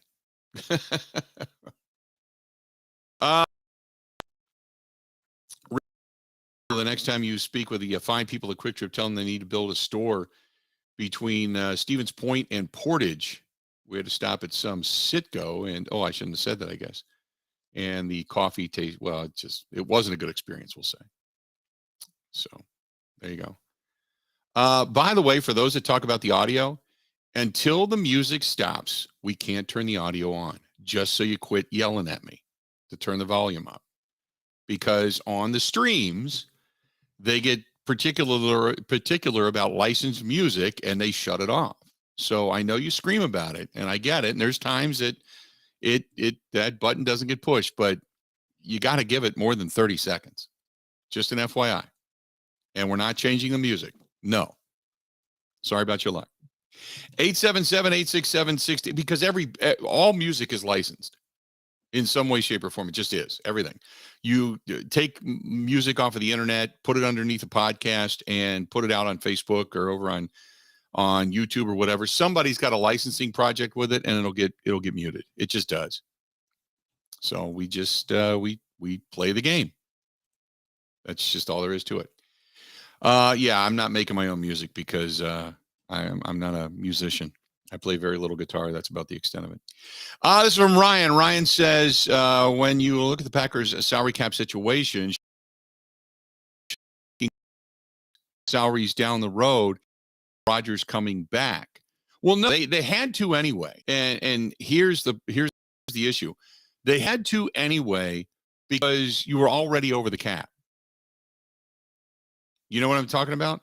So it wasn't like they did it just for Rodgers. You're over the cap. You needed to move that money around anyway. So you had to do it regardless. Diana says, I hope Aaron Rodgers does come back so he can fail one more time and they can finally kick his ass to the curb. Everybody's sick. Diana, wow. Everybody's sick of this situation. Aaron Rodgers can't make up his own mind. We went through this with Brett Favre. Didn't he learn anything about the contentiousness between fans and an idiot who cannot make up his own mind? That's from Diana. Diana, by the way, longtime Packers fan, she says. And she also says, not happy about the addition to tickets. Okay. Adam says, two things. First of all, Rodgers will make up his mind probably in the next few days. We'll hear about it. And he says, what about the Wisconsin Badgers? They're sitting on the bubble right now. I can't imagine they're going to do any damage in the postseason. So why should we be concerned? Because Cinderella dances. You get on a run. Suddenly guys start hitting, you know, I mean, how many times have we heard about the zone, getting in the zone? Suddenly somebody starts shooting the ball really, really well. They just become a go-to guy. And you know, I mean, I hate to say it, but suppose a couple of the teams you go to match up with, maybe one or two of their star players go down with an injury, and suddenly it is an even playing field. You know, you never shy away from getting to postseason anything. Okay, you never look at it as a negative. You know, go do your. And here's the other thing. And I know Rowdy's on the board now. Rowdy, correct me if I'm wrong. There's only one Wisconsin Badger that is graduating this year. Everybody else is going to be back next year, correct? Technically, I don't think anyone from Wisconsin is graduating. Like, I believe it's Jacoby Neath and Tyler Wall are the two quote-unquote seniors. Yeah. Now, Jacoby Neath has basically been out all year with an injury, played a little bit last year. But both of them, due to the COVID year where everyone gets a COVID year now, if you were in school for that 2019-2020 season, you get a free year. So technically, both of them can come back next year as well. So they can add to this thing, and just about everybody's getting experience. So I would not shy away if, let's just say they make the tournament, you know, and who cares if they get bounced? At least they get a taste of it. But who knows? Suppose they go in and they get a win. I'm not saying they will, but suppose they do go in and get a win. Then a lot of these younger guys get a chance to, go a little bit deeper into the tournament. They get to play a little bit more basketball. They get to feel what that pressure is like along the way. I don't have a problem with it. You know, let's see what they do over the next couple of games. They got Purdue coming off of an ugly loss to Indiana at home at the Mackey Arena. They got Purdue coming in, what is that, in a couple of days, 3 days, I think. And then they got Minnesota on the road to close out the season. At least win one of those two, and then get a win or two in the postseason. And you probably find yourself on the bubble as one of the last teams in. Rowdy, wouldn't you assume if they knock off Purdue, that changes things wholeheartedly. But you got to think that if you can be competitive against Purdue, you knock off Minnesota, you get one or two wins in the Big Ten tournament, don't you think you're going to find themselves in? Well, if you beat Purdue, you probably just have to win your low-level Big Ten tournament game and Minnesota. If you lose to Purdue, like the Minnesota win is basically just a win. It's not against any quad 1, 2, 3. Like Minnesota is terrible. If you go up and down Ken Palm, they're like in the 200 plus. So that's not much of a win. I truly think that if you lose to Purdue, you're going to beat Minnesota and hope to win 2 to 3 tournament games, and then that probably punches your ticket. I think yesterday was the biggest game on their schedule to this point, because if they win, take care of business against Minnesota, and then win your first lower level Big Ten tournament game, I think your ticket would have been punched. Yeah, because that would have given you, 3 out of your last 4 in the regular season, plus another one in the tournament, 1 out of 2. That probably would have put you in. But yesterday, letting that thing slip away a little bit, it was such a heartbreaking loss. Yeah, so I pulled up the roster here, Bill. Jacoby Neath is currently a 4th-year junior, and Tyler Wall is a 4th-year senior but has the COVID eligibility. There you go. Okay. So they keep most of that team together. Maybe they add a piece or two to it. Off and running, good to go. Coming into next season. We'll talk more about it. Stay tuned. We got a whole lot more of the Bill Michaels Show coming up right after this. Covering Wisconsin sports like a blanket. This is the Bill Michaels Show on the Wisconsin Sports Zone Radio Network.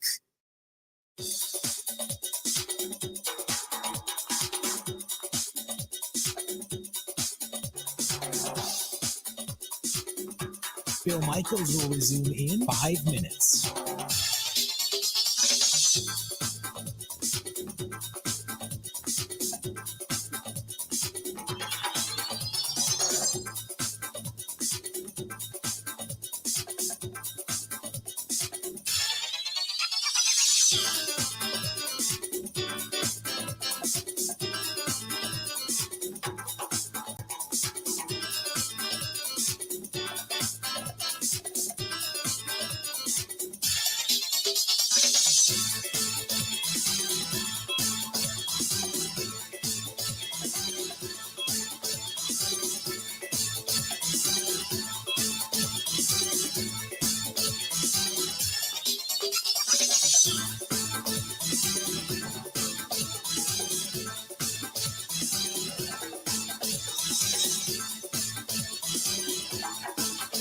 Bill Michaels will resume in 4 minutes.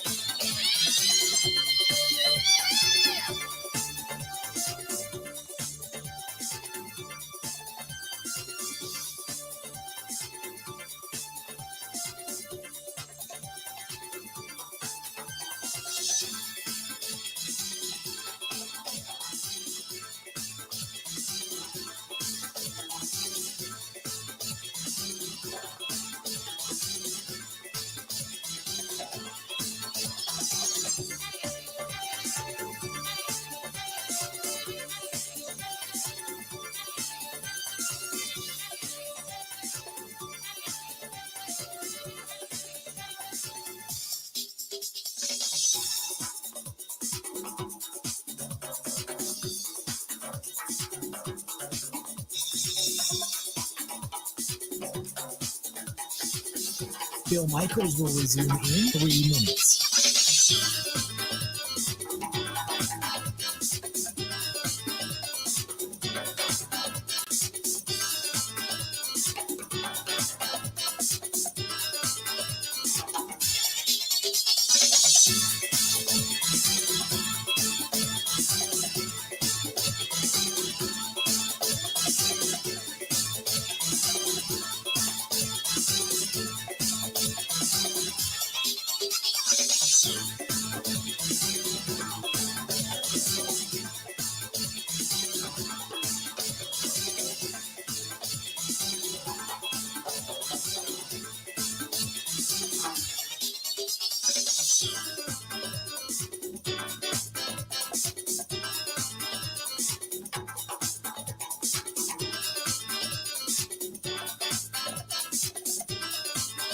Bill Michaels will resume in 2 minutes.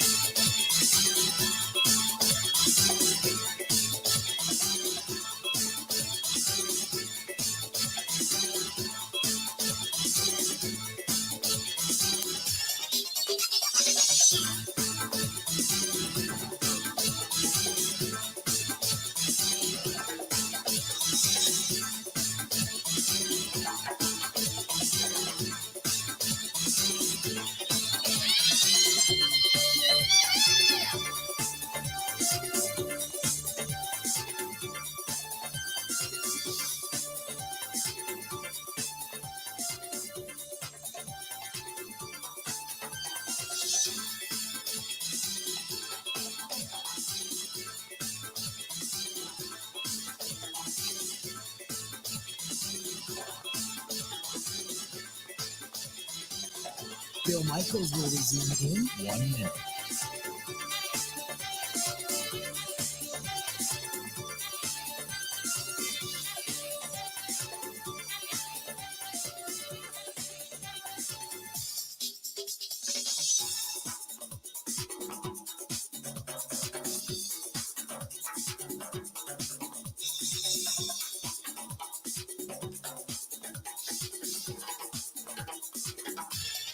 Bill Michaels will resume in 30 seconds.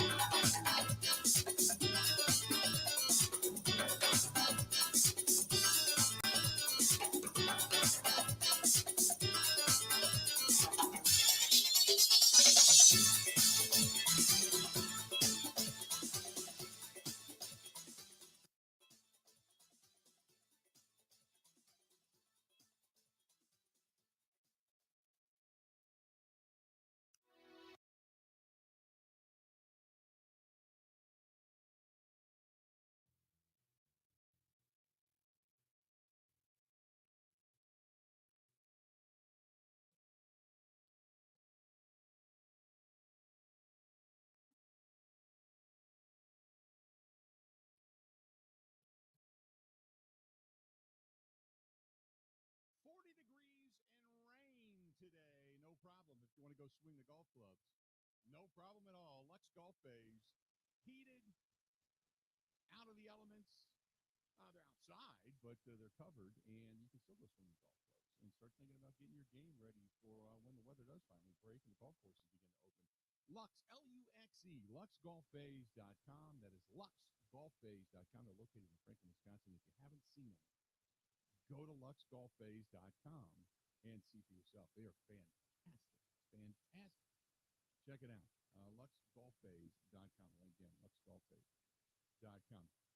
This one's from, who's this from? This is from Tom. Tom says, as far as Packers ticket prices going up, no big deal. We who have season tickets don't seem to mind. There are a few around us, older folks, he has in parentheses, that complain about the season ticket prices going up, but they buy every year. Usually it's because their kids will buy some games along with them, and they have the ability to resell the tickets. The tickets are a moneymaker. There's no worries when it comes to ticket prices going up that the Packers are going to suddenly be without a season ticket fan base. Oh, I never even thought that. Never thought that. They're always going to have a season ticket fan base. You just what I was saying is that a friend of mine who has season tickets said is on the season ticket waiting list, I should say, is that that friend of mine said that if the ticket prices continue to go up and if the play of the Green Bay Packers goes down, then what will that season ticket base look like? If that goes down because their quarterback play is not on the same level as many other teams throughout the NFL. You know, if you got to put up with the Joe Burrows and the, Patrick Mahomes and, the Josh Allens of the world and obviously the Jalen Hurts and such, if you go through those guys and they're the ones that are going to start sharing titles every year and the Packers either aren't there or aren't even in the postseason, then what is that season ticket base going to look like? It's always going to be there. I don't think the Packers really have to worry about that. It's always going to be there. It's going to be how much of that waiting list do you end up shaving off through the bad times? You know what I mean? So I'm not overly concerned about that. 877-867-1670, 877-867-1670. This one is from Mike, who says, we all know that the NCAA is driven by money. The Badgers are going to be, quote, on the bubble for as long as possible because they well.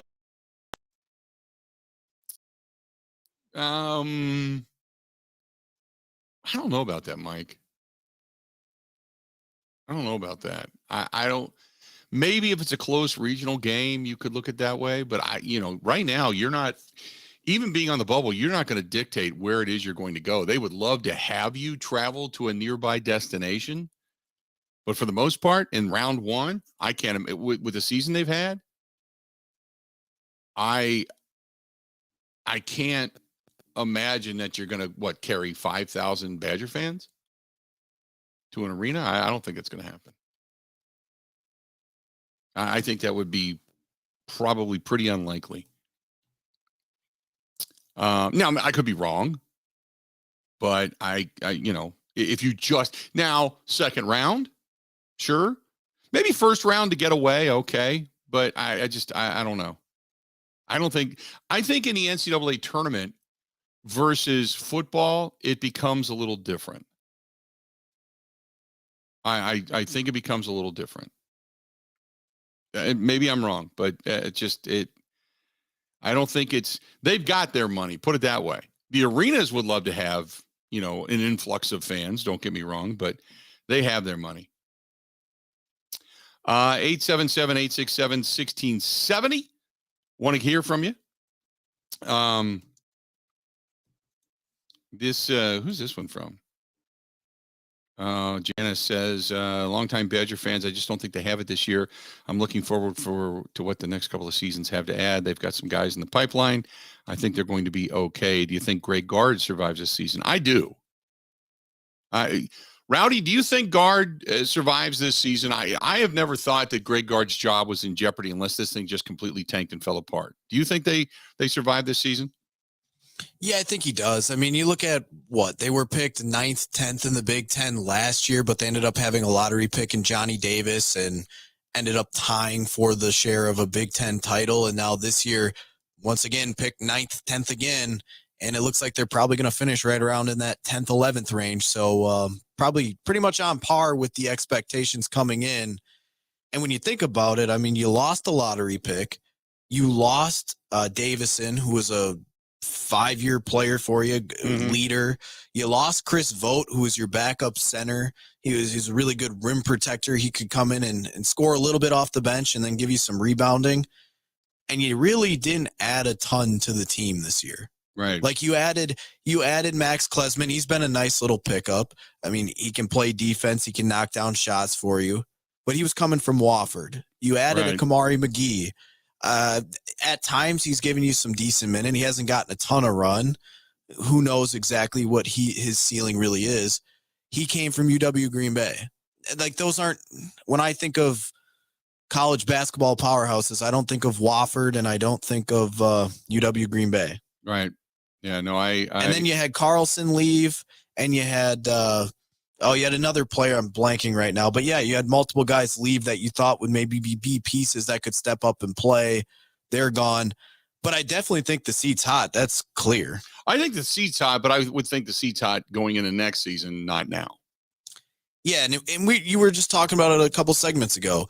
This should be the exact same team they have this year, plus the 3 different recruits, all of which a lot of people really, really like. Right. Tyler Wall has basically just got to make the decision. Does he want to play a 5th year at Wisconsin, or does he want to go overseas and try and make money? Mm-hmm. That's the only decision you really have on your roster. I know that everyone's really excited for Gus Yeldon, Gus the Bus, because he's played quite well in some higher level high school. And then a couple of the other kids, they're also pretty highly coveted when it comes to the recruiting. I think the recruiting class itself is in the 30s. Yeah, that's what I was saying. There's anticipation for the incoming recruits for basketball next year. I mean, both football and basketball, there's excitement for this upcoming season and or next year. So I can't imagine that Greg Gard, while like you said, maybe going into the season next year, if this season, say, dwindles down to nothingness, maybe there's the quote hot seat for Greg Gard then, but I don't think there is now. I know some people have screamed for it, but I don't think it happens. You look at it and yeah, if they miss the tournament this year and then next year goes pretty bad with basically the same roster that missed the tournament. I know in 2 years, the recruiting class is supposed to be pretty decent as of right now too, but things can change in a year and a half. Right. But overall, it looks like it should be positive, but also if they don't perform, then I could see it happening. Yeah. I don't think it happens this year. If they're terrible the next year or two, I think it probably happens. Would the Badgers pack if they say have to be part of one of the play-in games at UD Arena in Dayton, Ohio? Do you think Badger fans travel to Dayton because it's an easy drive? I would assume they would. I don't know. There was a lot of Badger fans in Milwaukee last year, but that's a little closer than Dayton. Right. Dayton, and with a team that Dayton's about from say, where I live, Dayton's about 5.5 hours. 5.5, 6 hours.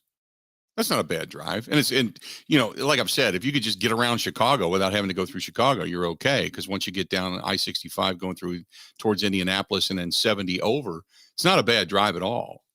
I feel like there's 2 camps of Badger fans right now.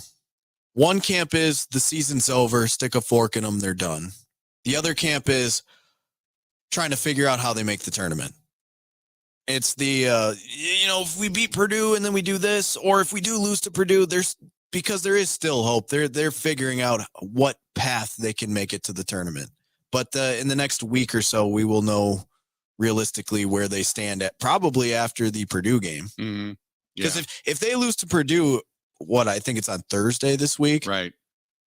Then your path is beat Minnesota in 2 or 3 games in the tournament. If that doesn't happen, you're out. Yeah. Yeah, they do play Purdue on Thursday. By the way, Thomas says Purdue doesn't start a senior this year. They're going to be favored next year. Well, that's fine. But what we're talking about is the Badgers and how much more they can rise in the Big Ten. Will they be picked again 10th or 11th or 9th, or will they be picked 5th or 6th, or will they rise to being, say, 3rd or 4th in the Big Ten? Who knows? I mean, I think you have to obviously perform better than where you're at right now. By the way, somebody asked me where the tournament's locations are this year. For the first round and second rounds, you could either go to Birmingham, Alabama. What you would like to see is Des Moines, Iowa. I don't think it's going to happen, but it's Des Moines, Iowa. There's Orlando, Florida, Sacramento, California, Albany, New York. There's Columbus, Ohio. Also Denver, Colorado, and Greensboro, North Carolina. Those are the first and second rounds of the tournament. Then you get into the regionals, and there's Las Vegas, New York, Kansas City, and Louisville, Kentucky And then the championship games, the Final Four, is at NRG Stadium in Houston, Texas. So Bill, my biggest question about Purdue, yeah, how and where did Matt Painter find his 7-foot+ pipeline that can actually play? Right? Because it seems like every single year the last decade, Purdue has a guy that is at least 7'2" and just gives everybody fits. And now I guess they have a true freshman this year that's redshirting. He's 7'2" from Sweden. They found the Swedish blonde-haired guy to come in and be the next. So even when the Badgers were good with Frank Kaminsky and Sam Decker and those guys, they had Isaac Haas, who was like 7'2" or 3", and he obviously caused some issues. They all look the same too. Yeah, they all look like Lurch, and they're all good. They all look like Lurch. Let's do this. We're going to step out, take a quick break. Hang in there. We got a lot more of the Bill Michaels Show. It's all coming up right after this. Covering Wisconsin sports like a blanket. This is the Bill Michaels Show on the Wisconsin Sports Zone Radio Network.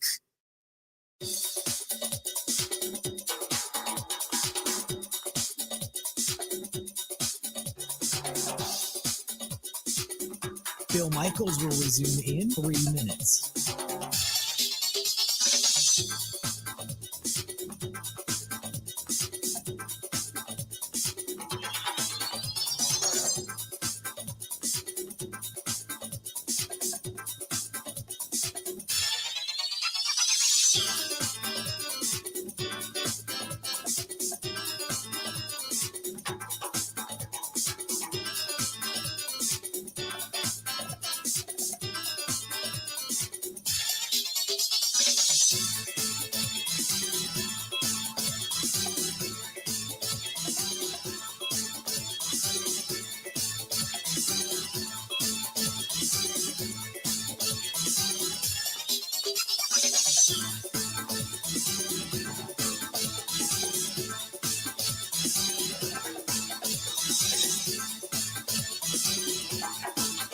Bill Michaels will resume in 2 minutes.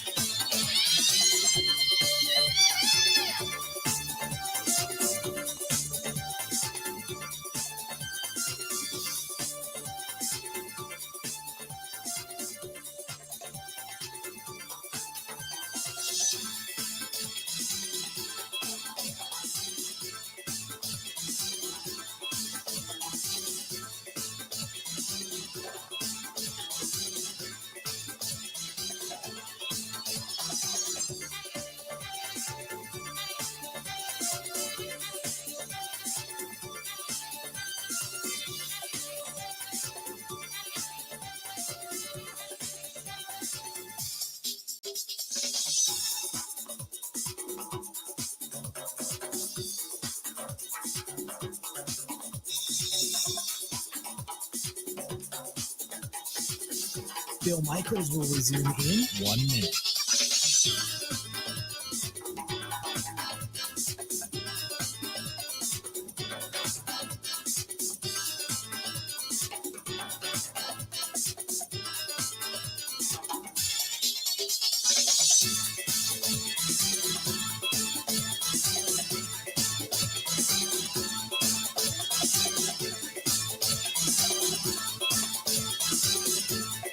Bill Michaels will resume in 30 seconds.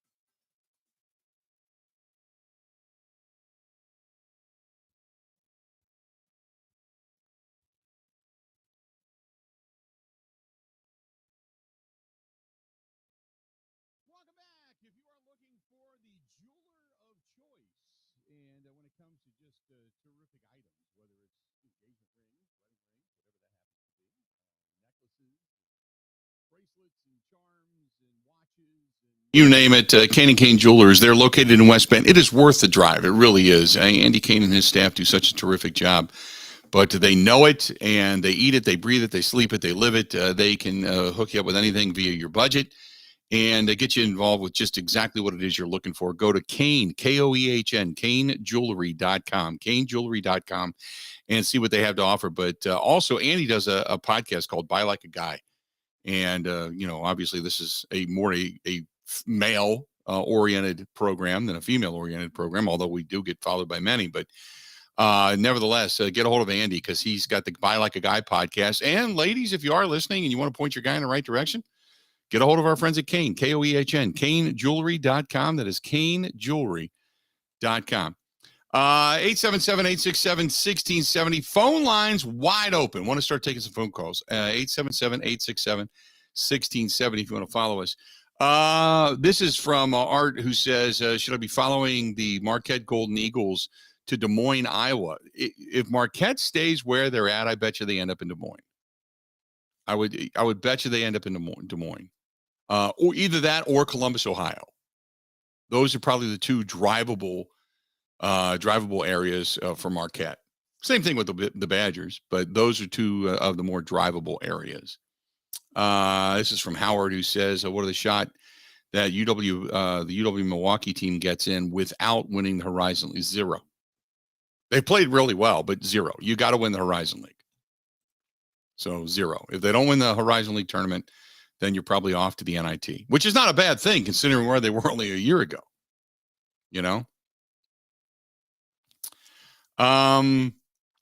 Jason says, with Haslam taking over Lasry's portion of the ownership group of the Milwaukee Bucks, do you think he would be afraid to go into the luxury tax? Well, it depends on how much. No owner that has, we're talking millions and billions and billions of dollars here, no owner is afraid of going into the luxury tax. What they don't want to do is get into that second tier threshold where it goes from paying, dollar to dollar to $3 or $5 per dollar, that type of thing. So could they go after another player that would add to them? Yes, they very easily could. Now, no. I'm just, look, when it comes to Haslam, he's got more money than guy. I get it. I appreciate that. The guy has been a myriad of bad decisions. He is a hands-on tinkering owner.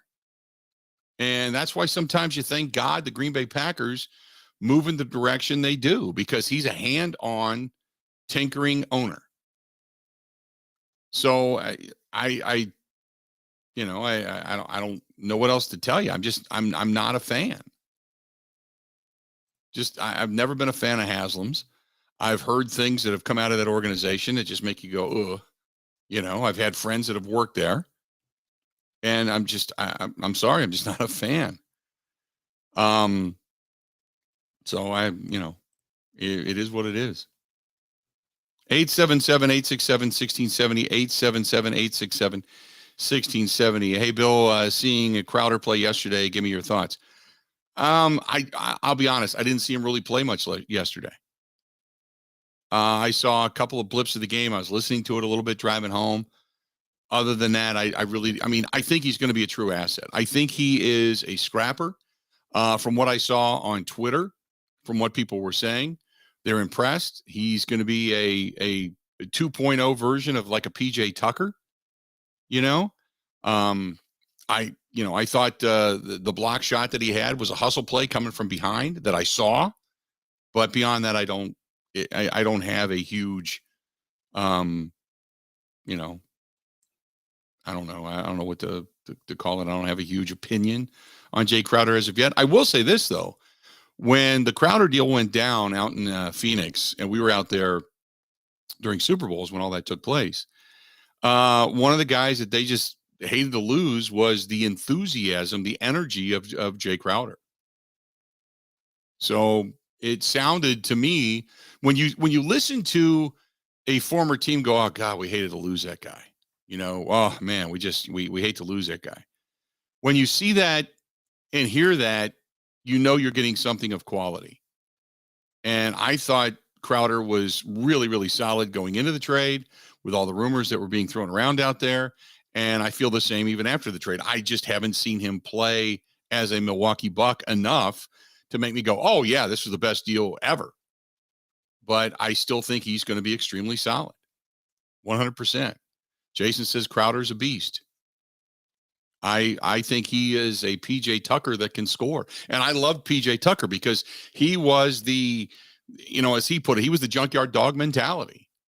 He was the scrapper on the floor. He was the guy that was diving. He was the guy that was putting his body out there. He was giving you the energy minutes. And I know Crowder played quite a few minutes yesterday. I don't know how many, but I know he played quite a few minutes yesterday. I like him, and I'm excited to see him play. I'm excited to see him play as a Buck. And I'm excited to see them all on the same floor at the same time. Because Bobby Portis is now back. So you've got that energy. Lopez was bringing it yesterday. You like that energy. Holiday had a one-man show yesterday. You like that. Then you put into it a guy like Crowder, Grayson Allen, Carter, Middleton. You go through that whole list, and you're excited about it. 877-867-1670. But I want to see him play a little bit more.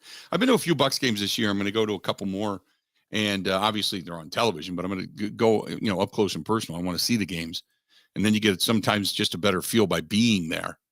It's the same thing with Packers games. That's why I love to go to the games, because you just get a different feel for being there. But phone line's wide open, so I want to start taking some phone calls. 877-867-1670. 877-867-1670. You want to find us? Please feel free. Go ahead and do so. We got some more emails to get to coming up. We got our buddy Ebo's back. We're going to get into all of that coming up here after the top of the hour. So stay tuned. This portion of the program brought to you by our friends over there at Wisconsin Harley-Davidson. Don't forget, they have got the hometown rally coming up. Wisconsin Harley-Davidson. Put it on the docket. Make it a place to go. Going to have some good entertainment, good weekend coming up. That's our friends at Wisconsin Harley-Davidson. Also, you're looking for a career? What about Pindel, P-I-N-D-E-L, right here in our own backyard? New Berlin, Wisconsin. They're hiring right now for quality machining people. And if you've never done it before, that's okay. They'll train you on robotics or the old-fashioned way. And if you're looking for a career, Pindel, P-I-N-D-E-L.com. That is Pindel.com. More of the Bill Michaels Show coming up right after this.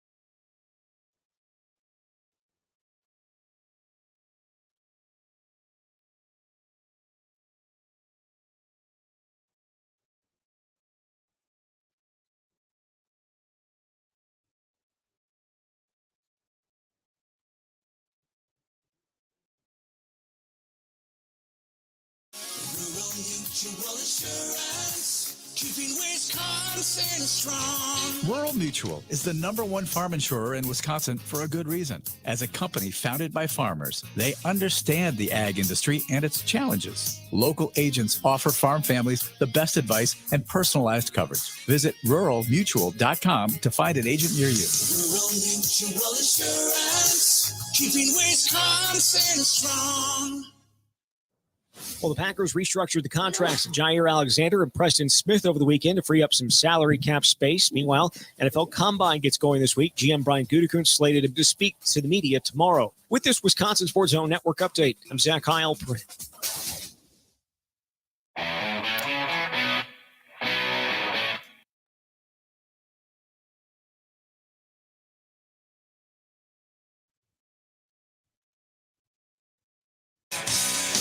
Welcome back. Glad to have you. The Bill Michaels Show on the air.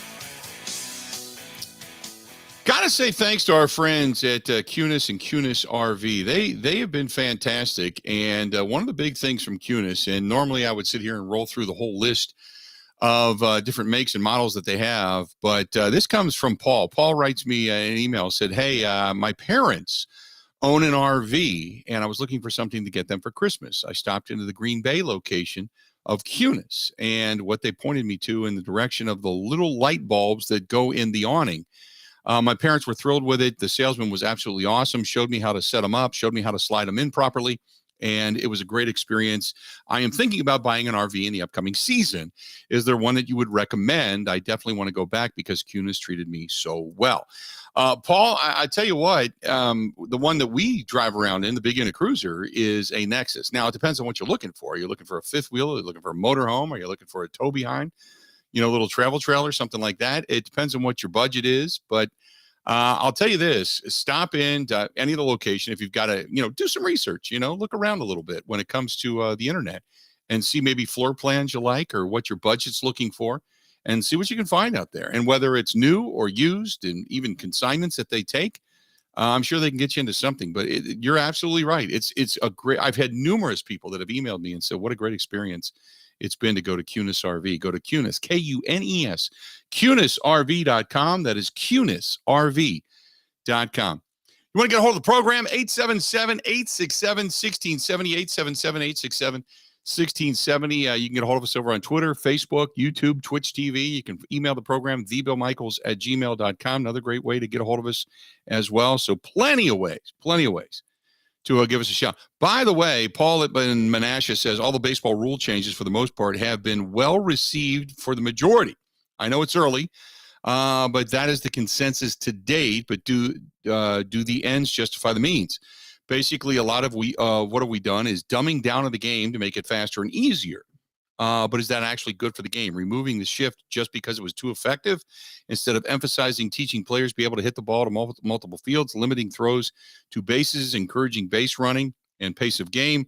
Does that remove the head game between the pitcher, catcher, and runner way too much? Paul and Menasha. Absolutely. Yes, to answer your question. The clocks and stuff, I'm all in favor of. Okay? I'm all in favor of that. Throws to bags, stop. If you got a guy leaning, you want to go over to the base a couple of times, 3 times, 5 times, whatever it happens to be, who knows? Maybe that third time he thinks there's no way he's coming back over. And he's leaning, you catch him in the wrong direction, boom. All of a sudden you got an out at the base. I'm not a fan of that. I'm not a fan of putting a runner at second in extra inning games. Maybe after like 15 innings, then I would say put a runner at second. But until that point, no, I'm not a fan of that. The shift, I 100% agree with you. I think it's garbage. In other words, it's the dumbing down because players are just incapable of adjusting their hitting style because they've gone to the grip it and rip it. It is a softer style of baseball, 100%. Now, the one thing I will say, and you have to keep in mind, is that baseball pitching had hitting by far. And used to be most pitchers, if you crack 90, you were hurling. You were throwing the ball pretty well, okay? And in today's day and age, most pitchers are 94, 95.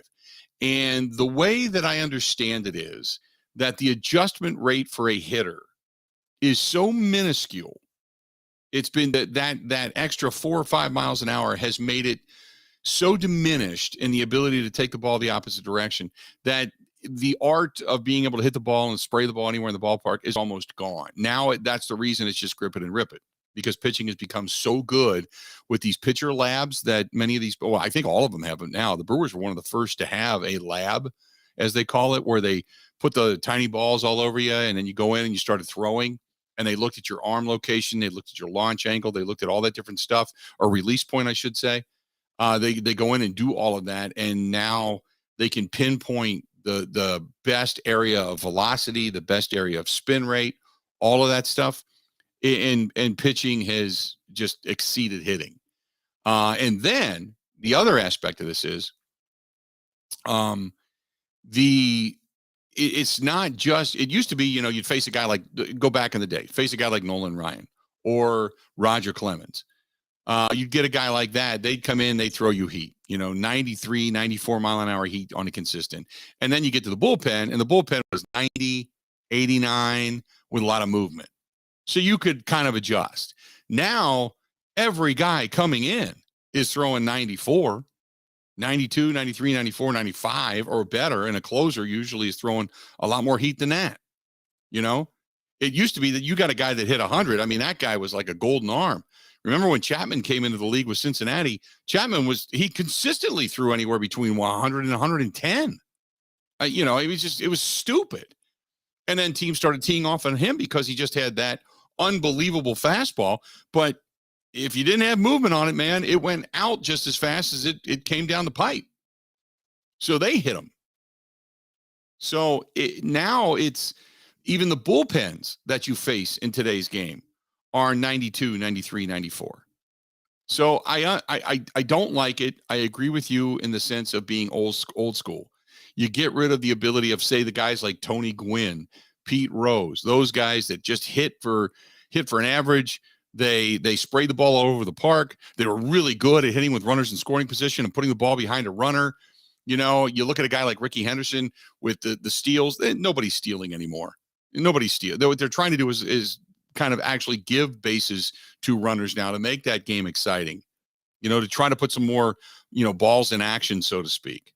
So because you don't see many guys utilizing speed on the base paths anymore. They've made the bases bigger and thus a little bit shorter, by a few inches.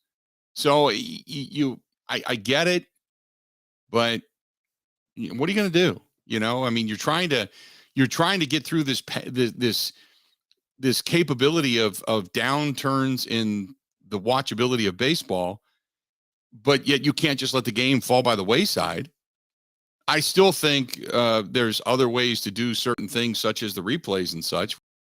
But these rules about, I don't have a problem with it. I don't know how much it's going to change, because you wanted to give, a pitcher wanted to walk off the back of the mound and gather himself, grab the rosin bag, look out into the outfield, take a breath. You're getting PO'd in an umpire or what have you. Now you just got to keep going. How much is that going to play into the mentality of the game? I don't know. We'll wait and see. And they're enforcing the hell out of it right now. I want to see how much they actually enforce it come the regular season. That's the next, So I like what I've seen so far. I like the pace of play so far.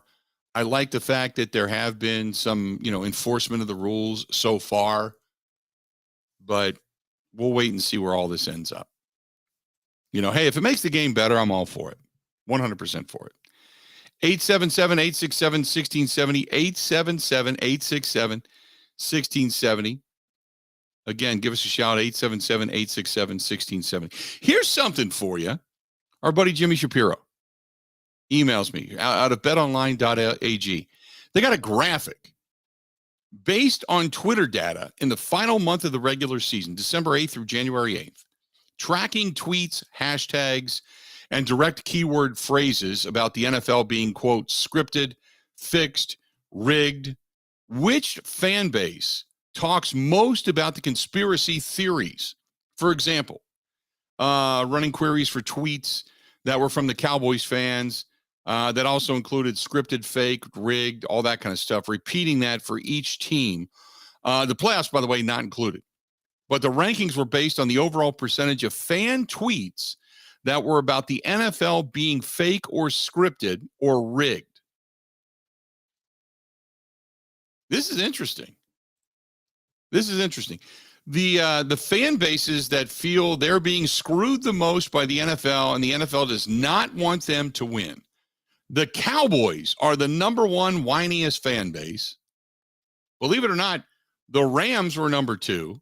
Broncos number 3, Cardinals 4, Seahawks 5, Bills 5th, or 6th, I should say. 7th are the Green Bay Packers. 8th, Cincinnati. 9th, Tampa Bay. And 10th was the Philadelphia Eagles. Those are your top 10. Cowboys, Rams, Broncos, Cardinals, Seahawks, Bills, Packers, Bengals, Buccaneers, Eagles. Right behind them was the Steelers and then the Chiefs. The least fan bases, the least 5 were the Jets, the Commanders, the Bears, the Texans, and the Browns. The least 5. And let's be honest, the Jets, they had their own issues with quarterbacks. The Commanders, nobody complains about the Commanders because even their own fan base wants their owner out. The Bears, they just know they're bad. The Texans, they know they're bad. And the Browns, they know they were bad. So there you go. Interesting. I'll have to repost that. It's an interesting query right there. Yeah, right. Jason says because those fan bases all know they suck. There you go. Bad teams aren't complaining. They're just complaining about the bad teams. So there you go. That's rather interesting. I like that. Good stuff from our buddy Jimmy Shapiro. Yeah. So the Cowboys, the number 1 most complainingest fan base out there. There you go. 877-867-1670. 877-867-1670. This is from Andrew. Hey, unit. Oops. The Green Bay Packers fans always complaining about something. Oh, yeah. There's news. Then he goes on to say, let's put out the how much can we complain about Aaron Rodgers tweets. What fan base would complain the most? Probably both fan bases would be right there. The Cowboys, who complain about everything, and the Packers fans who have been spoiled for years and years and years. Just shut up and just shut up and live in my hell. That is being a Chicago Bears fan. You know, here's the thing, Andrew. I don't think Packers fans are spoiled. I really don't. I know that that's easy to say.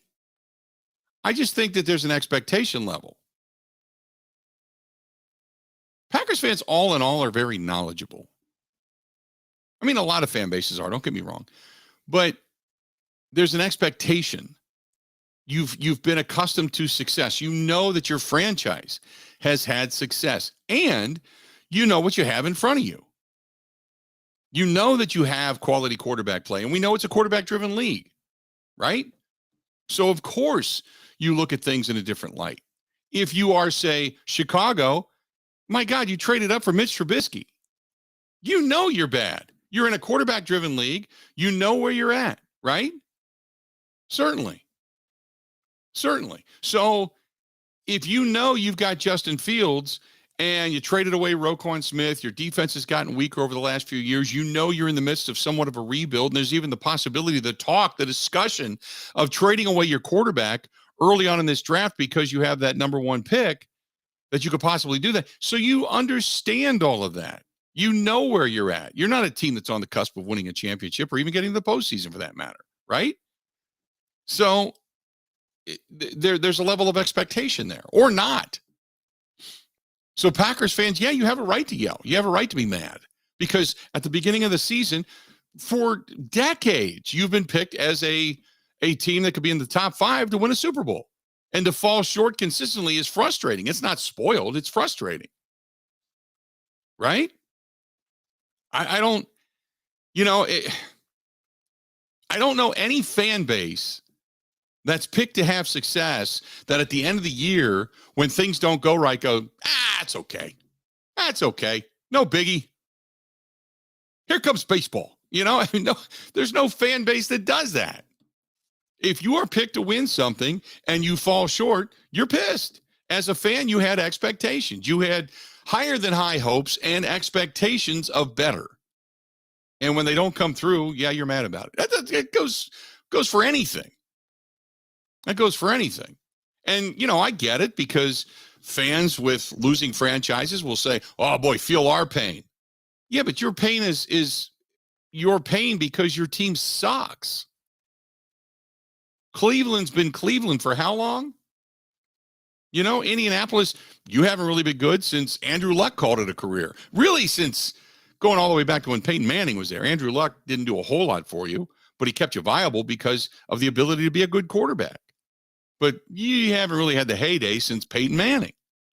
Going before that, Johnny Unitas. I mean, you were the team, for God's sakes, that had Art Schleister at a quarterback at one point. So you didn't have much expectation. Think about bad teams that have had a lot of bad football for a lot of bad years. And every year they say they're going to get better, but we all know it's a quarterback-driven league. And unless you've got Patrick Mahomes or Josh Allen or a younger version of Aaron Rodgers or Tom Brady or what have you, unless you don't have that expectation, right? 877-867-1670, 877-867-1670. Matthew says the Bears traded up one spot. The key word there, Matthew, is first of all, they traded up to get Trubisky, who wasn't even that good. Correct me if I'm wrong. He wasn't even he was a complete bust.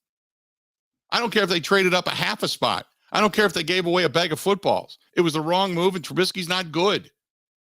The fact that you have to say, well, they only traded up one spot makes you stupid. Trubisky wasn't a good quarterback to begin with. Everybody knew it but the Bears. What is Trubisky doing now? As a first round draft choice, he's a backup. I think he's in Pittsburgh? He's a backup in Pittsburgh, and the Pittsburgh job was wide open.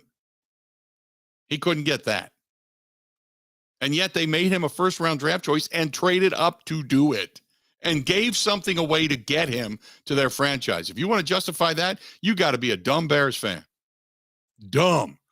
877-867-1670. Hey, our friends at Pella Windows and Doors of Wisconsin, you still got to the end of the month. You got a few days left, today and tomorrow. You got to get the appointment on the books. Call them. 0% financing for 48 months.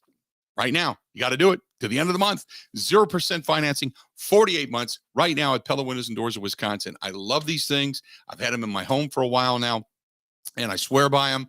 And you know me, I don't talk about or endorse anything that I don't believe in. These I do. I've got the beautiful big giant patio doors downstairs. I've got the wood windows up here. There's Impervia, which is even stronger than fiberglass. They have the vinyl windows. They have something for your budget, something for your style, whether it's interior, exterior, roll screens, slider windows, whatever it happens to be, they've got it.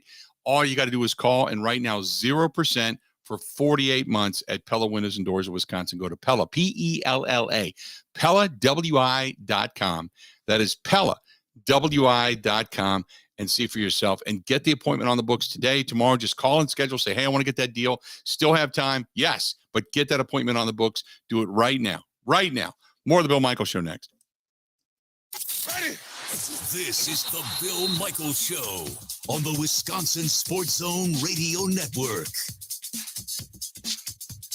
Everywhere you look, from groceries to utilities to gas, prices keep going up. Pella Windows and Doors of Wisconsin can dramatically help lower your energy costs year-round by replacing drafty windows and doors in as little as 6 weeks. And now you can save even more by taking advantage of 0% interest for up to 48 months when you lock in your prices by February 28th. I'm Gina Della from Pella. Bring the love of Wisconsin's outdoors in through the beauty and quality craftsmanship of Pella Windows and Doors. Whether you're updating or upgrading the look and comfort of your home, Pella has extensive lines of customizable options to meet your needs and your budget, no matter the season. Replacing drafty windows and doors can dramatically lower your energy costs. Pella Windows and Doors of Wisconsin offers some of the most energy efficient windows in the industry, designed to keep the cold outside where it belongs. Lock in your prices by February 28th and get 0% interest for up to 48 months. Visit PellaWI.com. Certain restrictions apply.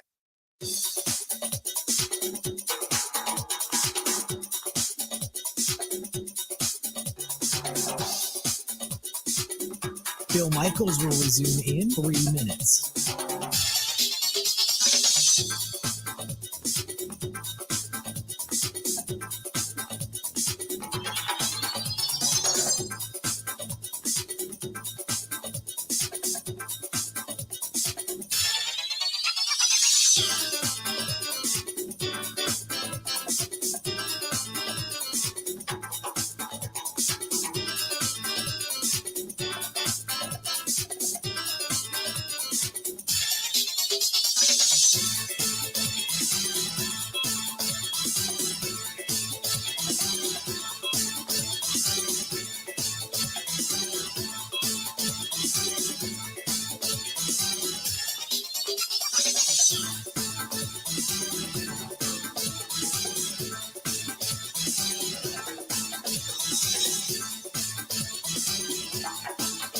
Bill Michaels will resume in 2 minutes.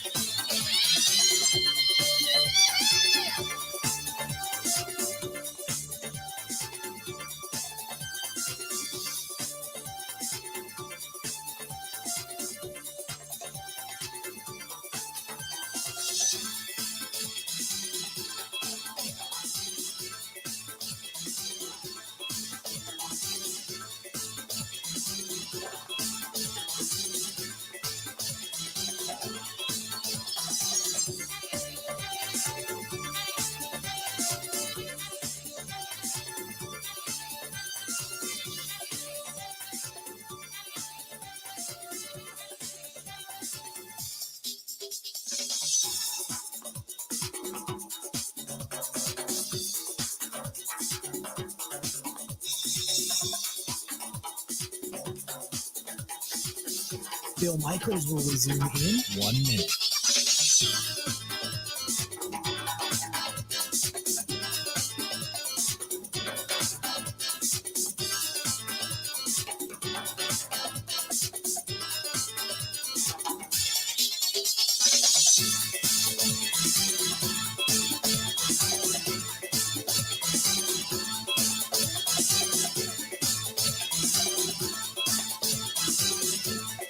Bill Michaels will resume in 30 seconds.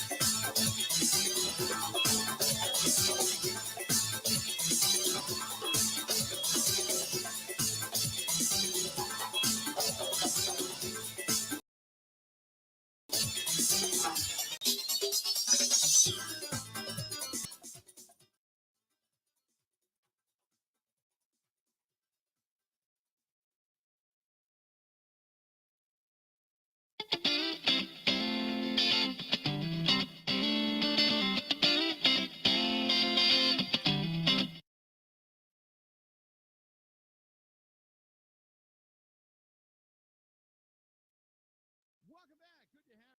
Got a couple people that have asked about the motorcycle ride coming up here in Labor Day weekend on Sunday of Labor Day weekend. And yes, please put it on your calendar. Yes, we are still. This year's motorcycle ride is still going to be. It's not going to be in July, even though they moved the Harley Davidson ride. It is Sunday, September 3rd. Sunday, September 3rd. And that is what we're going to do is we're going to ride on Sunday, September. It's really kind of cool, actually, because now we're a standalone. We're really the only big event going on that weekend. So if you are a rider and you're always accustomed to getting out and riding on Labor Day weekend, it's kind of one of the last hurrahs before the weather begins to change and, football season fully hits and all that kind of stuff. So that's it. So on Sunday, September 3rd of Labor Day weekend is the motorcycle ride. And we are in the hopper. We have announcements coming. We're putting some details together. But some things are changing this year, and for the better. And we're really excited about it, but a lot of moving parts right now. And I don't normally get everything pretty much solidified until about May, into the end of April, beginning of May. But we are working on it almost on the daily. But people just are looking at breakdowns and rides. And as we grow, the problem is as we grow, the ability for some of these places to handle all of the riders and such, it becomes, we can't necessarily go into some of the same places we've been before because the ride has gotten so big. So, which is a tremendous problem to have. And I don't consider it a problem. I consider it a blessing because many motorcycle riders in the state of Wisconsin and really beyond the borders have looked to us to say this is something, not only is it worthwhile, in supporting veterans and those that are in need and families and such for the Fisher House, Wisconsin, but they've also looked at it as one of the better rides in the state of Wisconsin. I think we're the second largest ride in the state of Wisconsin now. And it's always a great time. We try to provide some really good entertainment and a lot of unique things that many other rides don't offer. And with some things changing this year, we want to make sure we don't lose that level of quality. So we're really doing everything we can to make sure it's great. And we're just trying to make sure we do our due diligence. So I don't have all the details. I do have an idea, but I don't want to, say anything and then have it change. And, have it look to be erroneous. So I will continue to update. I will continue to post, and I wanted to let you know. So thanks so much to Marty and company and Rob for asking about it. But yes, we are still having it, and yes, it is still going to be on the Sunday of Labor Day weekend, and I cannot wait. I cannot wait. 877-867-1670. If you want to give us a shout, feel free. This is from John the other day, who said, you ask if 8-9 is fun when it comes to the Green Bay Packers. He said, not really, but neither is getting bounced in the playoffs every year. If they bring Rodgers back, I would expect more of the same with another Rodgers watch next year. This team could conceivably be without both Rodgers and Love next year if they do not pick up Love's option and he leaves in free agency and Rodgers retires. That would make grooming Love for 3+ years a complete waste of the picks. That's from John in Howard. Yeah. First of all, they're not going to lose Love to free agency. That's not going to happen. My guess is if they lose Love, it's only because they trade him away. And if they trade him away, it's because they don't really believe in him. So I'll go there first. You're not going to be stupid enough to draft him in the first round, or in the to jump up and get him, which he was projected to go in the second or possibly even third, depending on where you looked. But to look at him and go, okay, we're just going to let him walk away. You're not going to do that. You would re-sign him and trade him, or I don't think you're going to tag him, but you would probably pick up that option and then trade him away at that point for something. But nobody, James says nobody is going to want Love. Yeah, they will. Somebody will. If put it this way. And James, you bring up a great point. You said nobody's going to want Love. And my question is why? Why would nobody want Jordan Love? Well, we haven't seen enough of him. Well, the game that he did prepare for, 2 games he did prepare for. One was Kansas City. He looked bad. The second one was the second half against Detroit the year prior. Okay, didn't look good. But he looked really good in those 9 passes he threw against Philadelphia. In the preseason last year, he dropped a couple of dimes, had a couple of really good passes. He dropped in a bucket. Okay. And just his positioning in the draft, maybe there were some other teams that as he was up and coming into the draft, thought maybe they could pick him up in a later round. Maybe they would have liked to have had him. Maybe there's some teams out there that thought he was pretty good coming into the draft. So you might find that optimism. But when you say nobody's going to want Love, see, James says he's been outplayed by every camp arm they've brought in by wide margins. It's funny you say that. So my argument is, then why are so many fans screaming for Jordan Love to play? Nobody answers that for me. Because of the passes he threw against Philadelphia? Again, I go back to 9 passes, a couple of good drives. I understand. I give him credit for. But this whole thing about Rodgers needs to go and it's Love time. Love time. Let's do this. I still live under the saying of be careful what you wish for.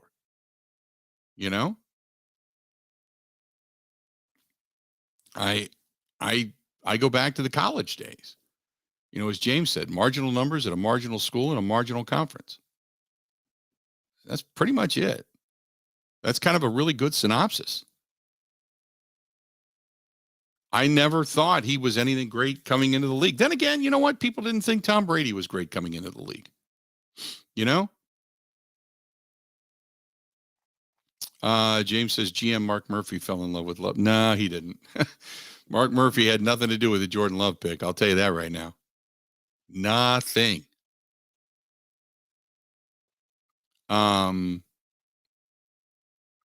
Brandon says, what I've seen from Jordan Love, I don't know if it was first-time jitters or just trying to live up to the expectations to be like Rodgers. Otherwise, I think he's okay. So you'll take the optimistic side. You'll say the 9 passes against Philadelphia are indicative of his upcoming career versus the entire game and a half that he's played prior to that.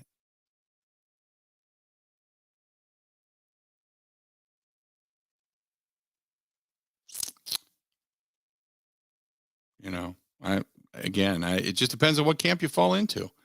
if you are mad at Aaron Rodgers, and I've said all along, had Rodgers had another MVP type-esque performance this past year, there'd be a lot more people, a lot more tolerant. I think when you look at the money, and there's a lot of what fantasy football has done is made a lot of people a lot smarter when it comes to the management of money and the management of team rosters. Okay. So logic would tell you there's many things that you should do in the NFL at certain times. And I can't disagree with that. Right. But what it's also done is made you blind to the player and to certain scenarios in locker rooms and such. So, and I agree with you on a lot of different cases. I'll say, look, the sense and sensibility right now would say logic, monetary logic, all of that, just flat out, no other parameter involved. Yeah, it's probably time to move on from Rodgers. Okay. But the sense and sensibility side of heart of what it is people, because you look at rosters and you say, wow, this is where they need to be. This is what should go on. This is what cap room they should have. This is what they shouldn't do. But also this is a different experience. This is not like just, deciding that, after so many years when the Bears said goodbye to Mitch Trubisky, you know what, it's time to move on. We're going to start the rebuild. That's not what this franchise does. And secondly, you're not kicking Mitch Trubisky to the curb. You're kicking a first ballot, hands down, blind-eyed comparison Hall of Famer to the curb. A guy that if he comes back with the vengeance as he's played with in the past, with a chip on his shoulder when everybody has doubted him, and comes back to kick ass, you would expect this year to be a big year. You would expect it to be a big year.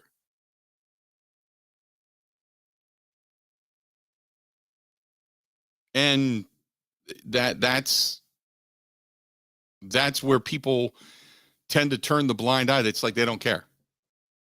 They don't want to hear it. They don't want to see it. They don't want to read about it. They just give me my team. I want to have a team that's viable and capable of winning a championship. I want to see what they can do. And then, after all said and done, everybody's still going to hate Joe Barry.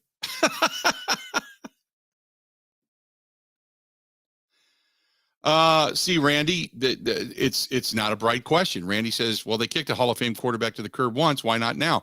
Because they had another guy they knew was extremely good waiting in the wings, Randy. That's why. Because you knew Rodgers was capable. You knew it. You saw it. You saw what he did to the scout team, or with the scout team against the ones. You saw how he was eating up even guys like Charles Woodson. You saw it. You saw the knowledge. You saw the ability to play. Hell, even Brett Favre knew it because you saw it. That's why. That's a great point. 877-867-1670. Hit us up. More of the Bill Michaels Show coming up right after this. This is the Michaels Show on the Wisconsin Sports Zone Radio Network. Can you smell it? Fresh cut green grass, a spring rain, and how about the soft wafting smoke coming from your grill? Now, isn't that the perfect picture? Wait a minute. Let me add one more thing. A filet, a New York strip, a thick cut pork chop, or how about a tomahawk ribeye? Now that's a picture. Schulze Family Beef, they can help you paint your warm weather masterpiece. Schulze can have all of that and a whole lot more delivered right to your doorstep. And all you have to do is go to SchulzeFamilyBeef.com. That's SCHOLZE FamilyBeef.com.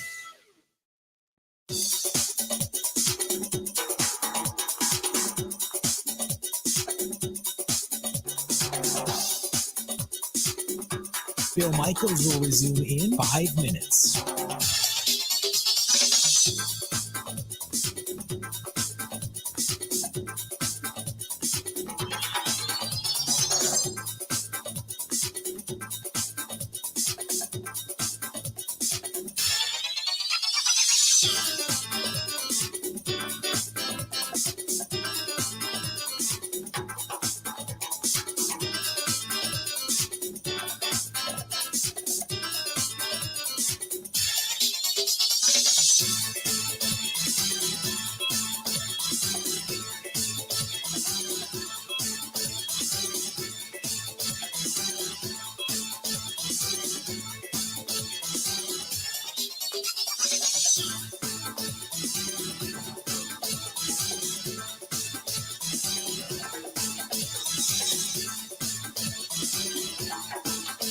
Bill Michaels will resume in 4 minutes.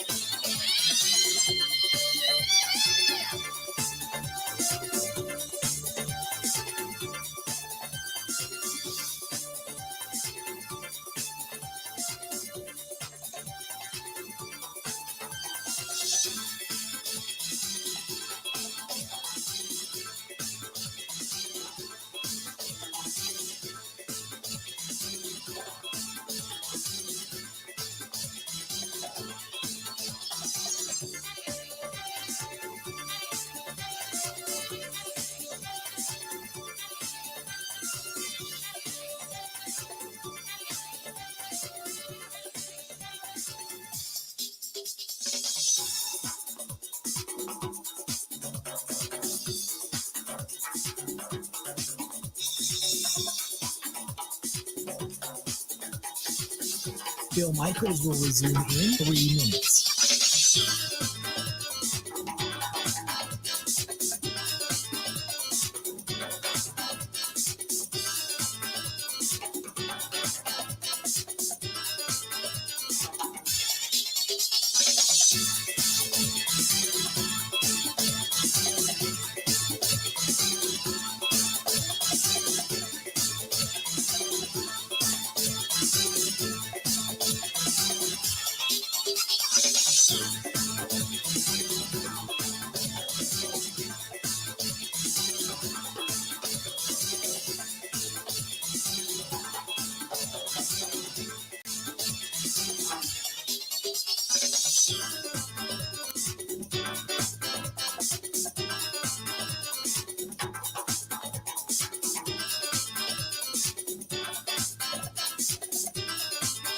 Bill Michaels will resume in 2 minutes.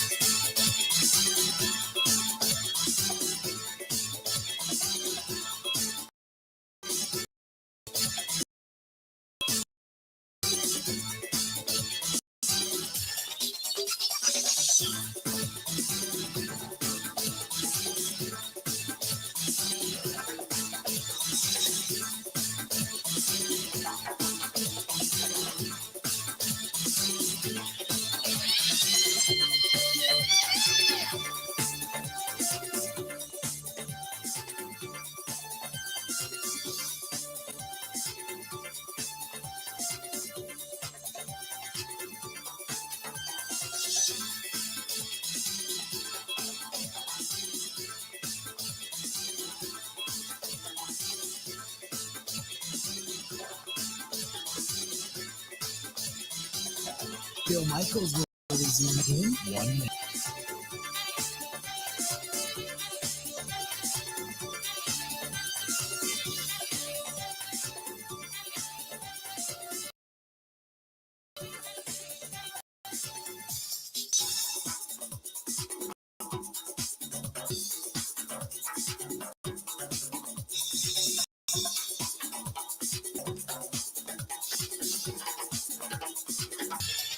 Bill Michaels will resume in 30 seconds.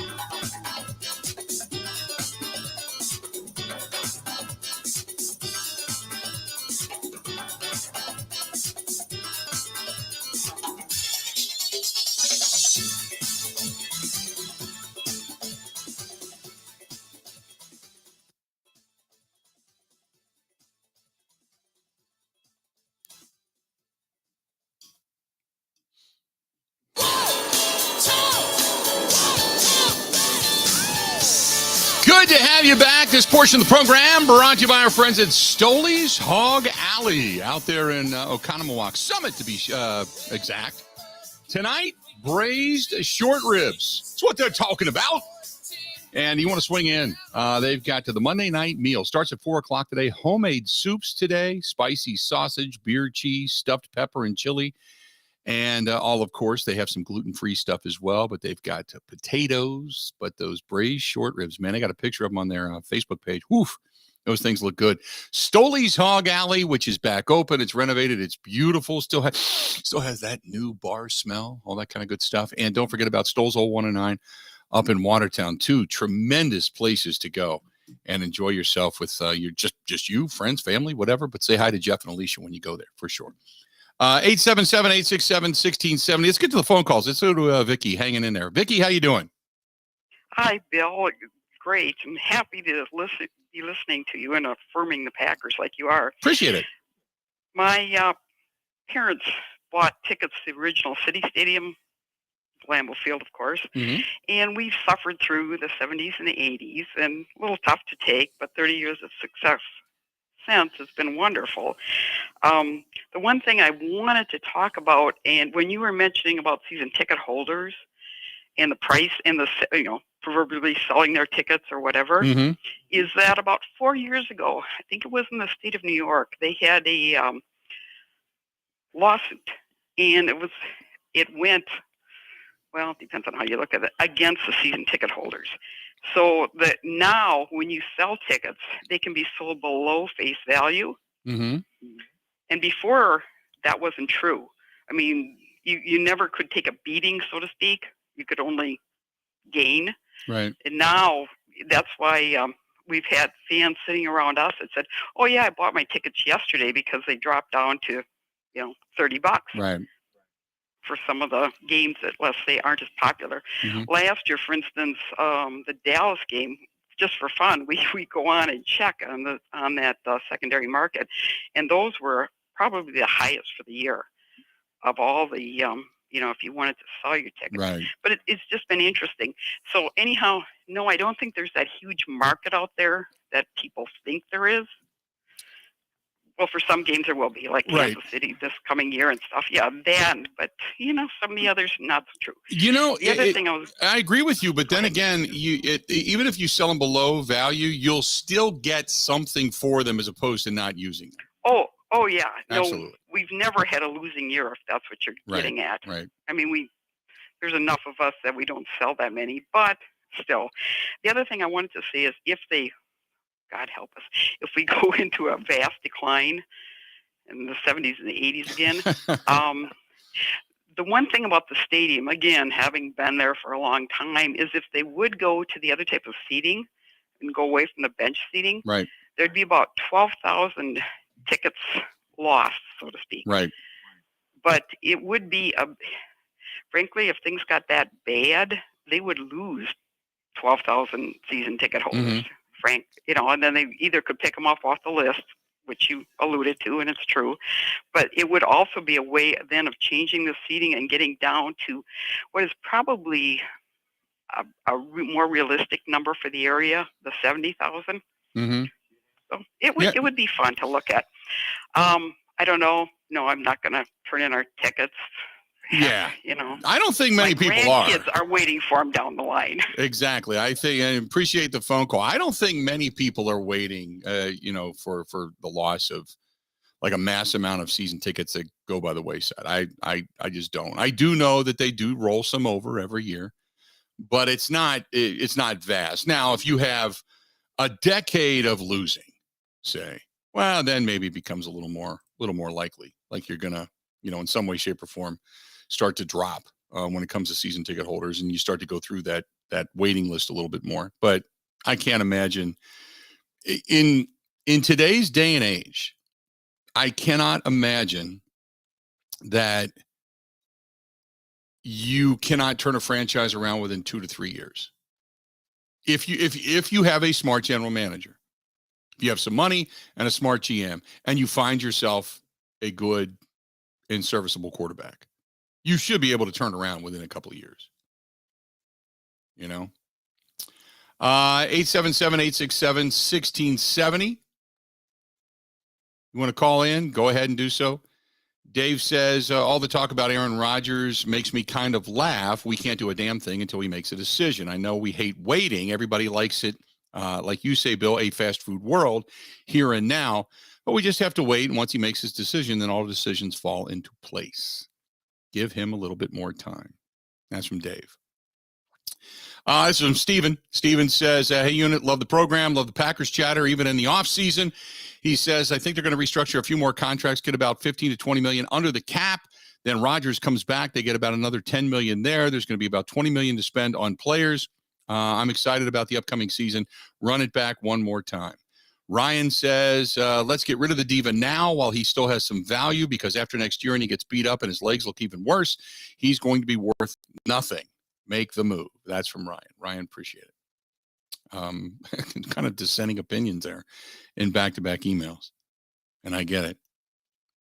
And then this is from Linda, who says, with all the problems, I don't feel that the Packers fans are spoiled. I just think that they've had to deal with a lot of divas and prima donnas at the quarterback position. You've been lucky enough to have that kind of quarterback play for years and years and years. The problem is when the careers come to an end, guys like Aaron Rodgers, Brett Favre cannot let go. They love the adulation the fans give them, and therefore that feeds the ego and feeds the beast, and the Packers allow it to happen. Well, yes and no. I mean, but look what Tampa Bay did. They got a shot at getting Tom Brady. Tom Brady was in his 40s. And they're like, we'll do whatever it takes. They not only did whatever it takes, they even moved after they win a Super Bowl, they got rid of the head coach because the head coach and the quarterback didn't see eye to eye. It's not just the Packers.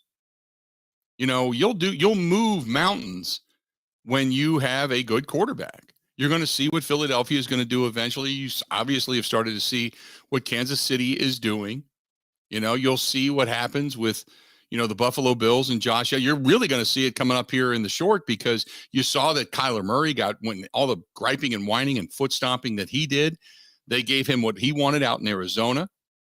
You know, look, for a decent quarterback, look what, even though it was dumb, look what Cleveland did just to get Deshaun Watson. Now, that's probably the outlier because they're a pack of idiots over there, but you get the point. You know, and then look what's going to happen in Cincinnati. And that is an unbelievably tight-ass franchise in Cincinnati.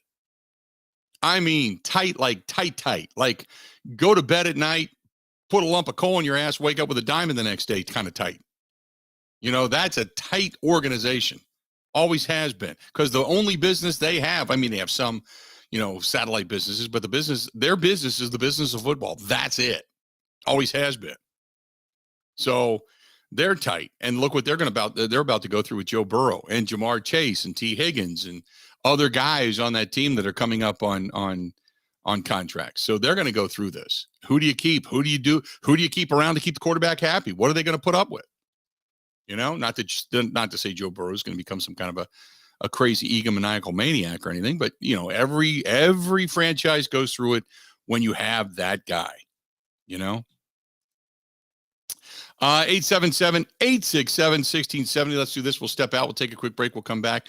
Got a lot more to get to. More of the Bill Michaels Show coming up next. Covering Wisconsin sports like a blanket. This is the Bill Michaels Show on the Wisconsin Sports Zone Radio Network. Everywhere you look, from groceries to utilities to gas, prices keep going up. Pella Windows and Doors of Wisconsin can dramatically help lower your energy costs year-round by replacing drafty windows and doors in as little as 6 weeks. And now you can save even more by taking advantage of 0% interest for up to 48 months when you lock in your prices by February 28th. I'm Gina Della from Pella. Bring the love of Wisconsin's outdoors in through the beauty and quality craftsmanship of Pella Windows and Doors. Whether you're updating or upgrading the look and comfort of your home, Pella has extensive lines of customizable options to meet your needs and your budget, no matter the season. Replacing drafty windows and doors can dramatically lower your energy costs. Pella Windows and Doors of Wisconsin offers some of the most energy efficient windows in the industry, designed to keep the cold outside where it belongs. Lock in your prices by February 28th and get 0% interest for up to 48 months. Visit PellaWI.com. Certain restrictions apply.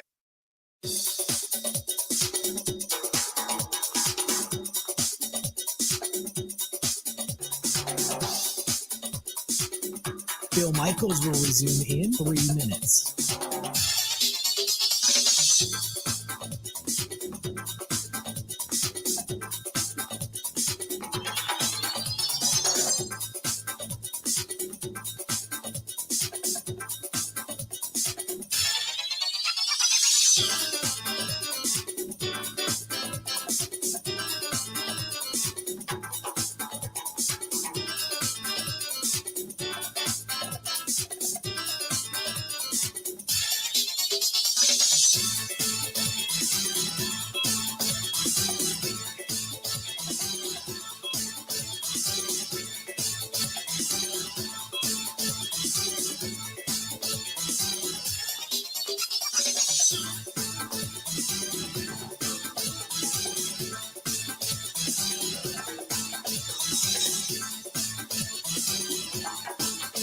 Bill Michaels will resume in 2 minutes.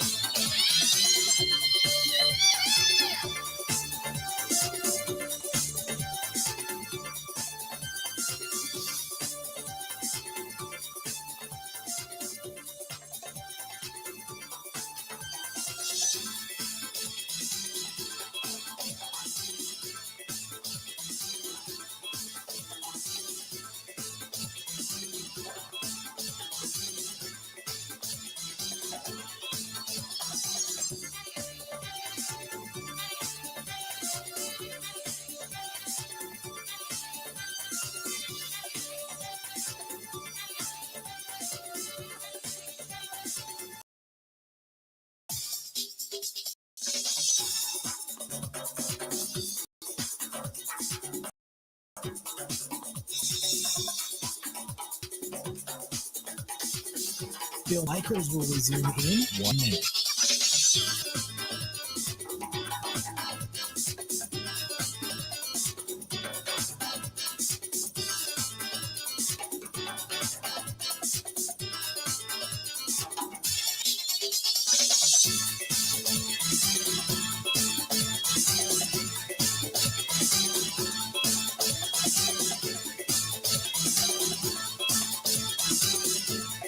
Bill Michaels will resume in 30 seconds.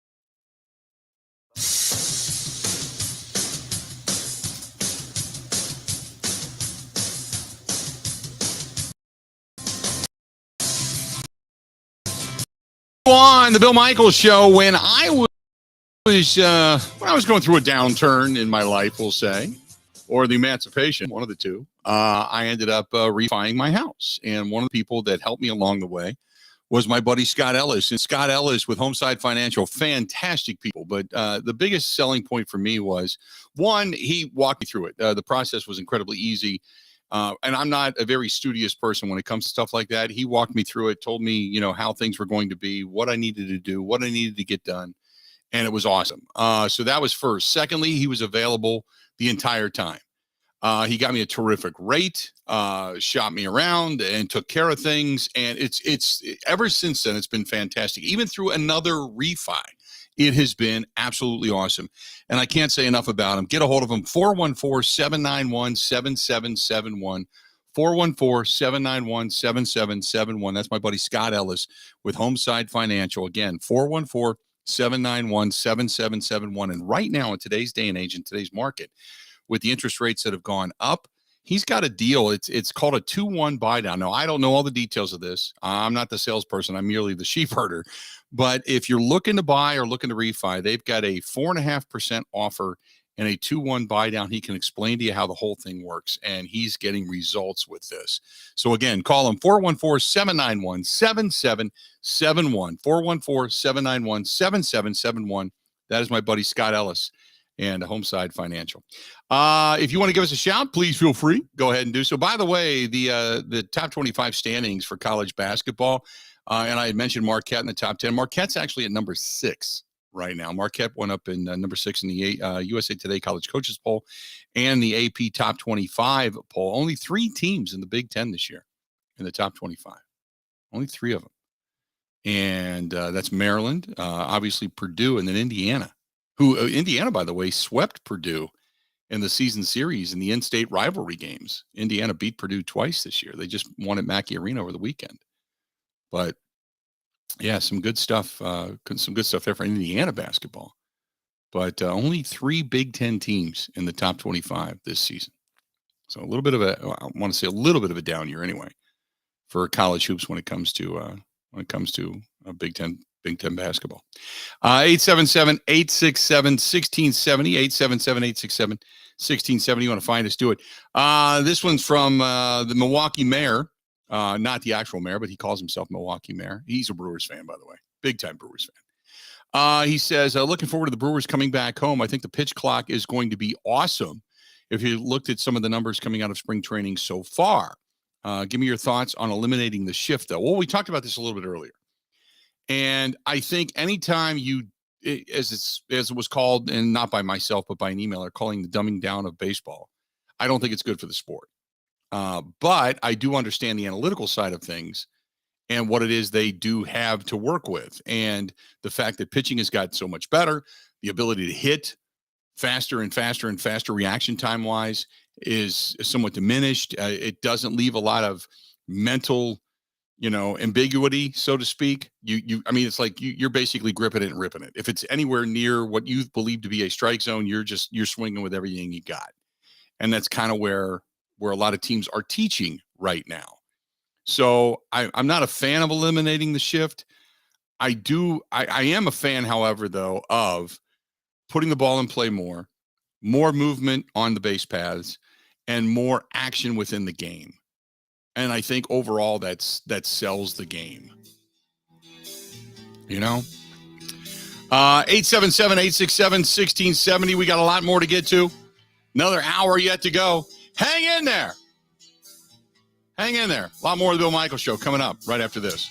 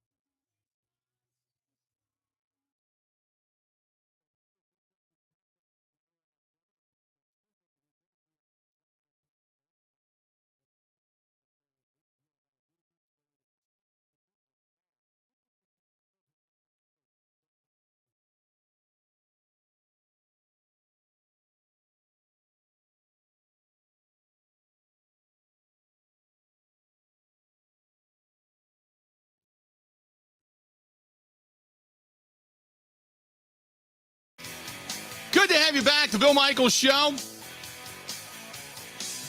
Hanging in there on a rainy, kind of a craptastic Monday. I think there's more rain in the schedule coming up later this week. I know there was some snow up north and some ice up north today as well. Man, it rained like it was the end of the world. Last night we had thunder and lightning and all kinds of craziness. So a lot of the snow or ice that has melted or at least solidified with the rain, but hang in there.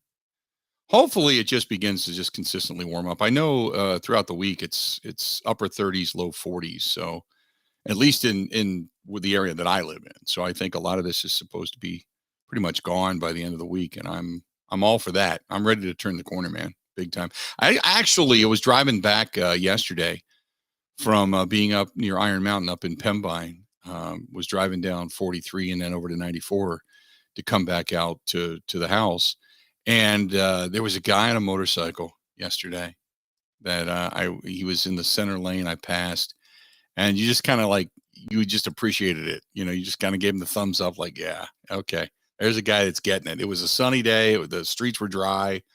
Yeah, he was like, just couldn't wait to get out there. An old school bike too. This wasn't a new bagger by any stretch of the imagination. This was old school. He was taking it right in the face, and I was like, yeah, okay.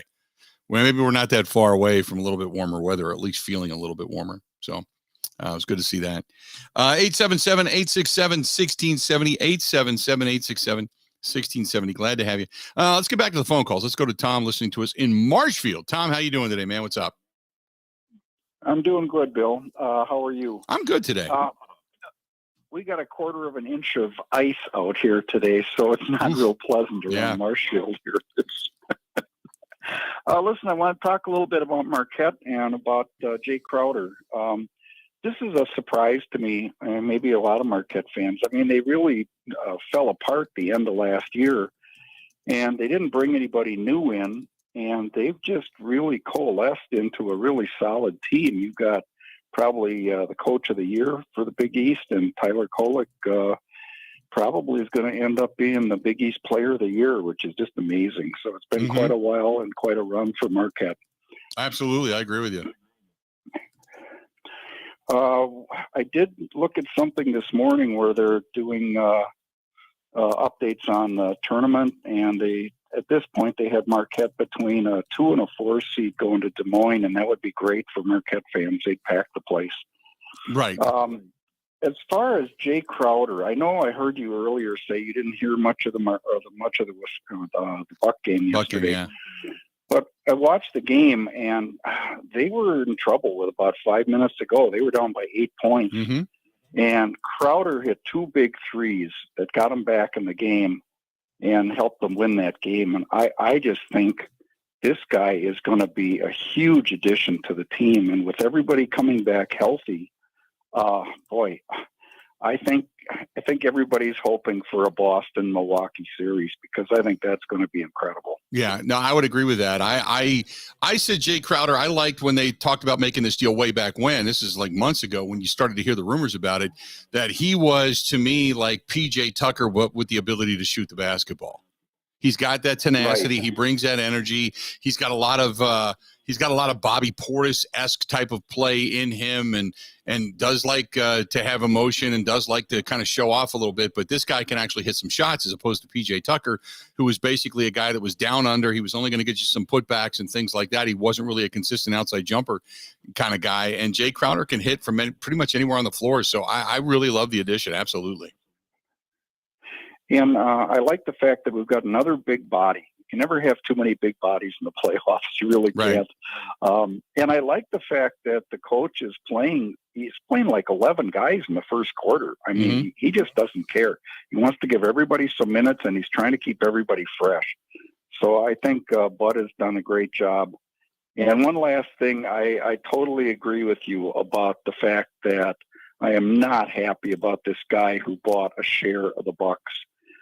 Not at all. You sure know a lot about him more than I do, but he just does not sound like a good owner type for this environment here. Yeah, the Jimmy Haslam, and appreciate the phone call, but Jimmy Haslam is the owner of the Cleveland Browns, and he has bought into the Lasry portion of the Milwaukee Bucks. And, again, he is only a minority owner. But he owns a good chunk of the Milwaukee Bucks. And when you think about some of the moves that he has made in his years since taking over in Cleveland, he is the guy that obviously gave Deshaun Watson a huge guaranteed contract, which has now set the NFL world on its ear. But in addition to that, he is also a guy that is an owner. At one point, actually decided that football people weren't necessary. He hired his accountant to be the team's general manager at one point, which was an absolutely horrific disaster. You know, he's an owner that wants to buy things, and that's great, but hasn't proven over a period of time as a smart owner when it comes to personnel moves within the football world to hire football people to do football things and you step away. And so anyway, long story short is I'm not a fan. Just haven't been for a while now. So granted, maybe he just wants to have the influx of money, and if the Bucs need to go after a particular player, he says, yeah, I'm ready to go. I'll go ahead and put the money up for it. Maybe something like that happens, but for the most part, I'm decision making wise, I'm not a fan. Just an FYI. 877-867-1670, 877-867-1670. If you want to give us a shout, feel free. Go ahead and give us a buzz. 877-867-1670. You can also find us over on Twitter at Bill_Michaels, on the Facebook fan page at The Bill Michaels Show, over on Facebook. Plenty of ways to find us. By the way, this is from Dave, who says, a happy National Cigar Day. I didn't know today was National Cigar Day until I was scrolling through. I think it was Facebook earlier today is where it popped up. It's not like it sits on my, my desktop to say, hey, what are the national days today? But I didn't realize that. But I may have one in honor thereof. Absolutely.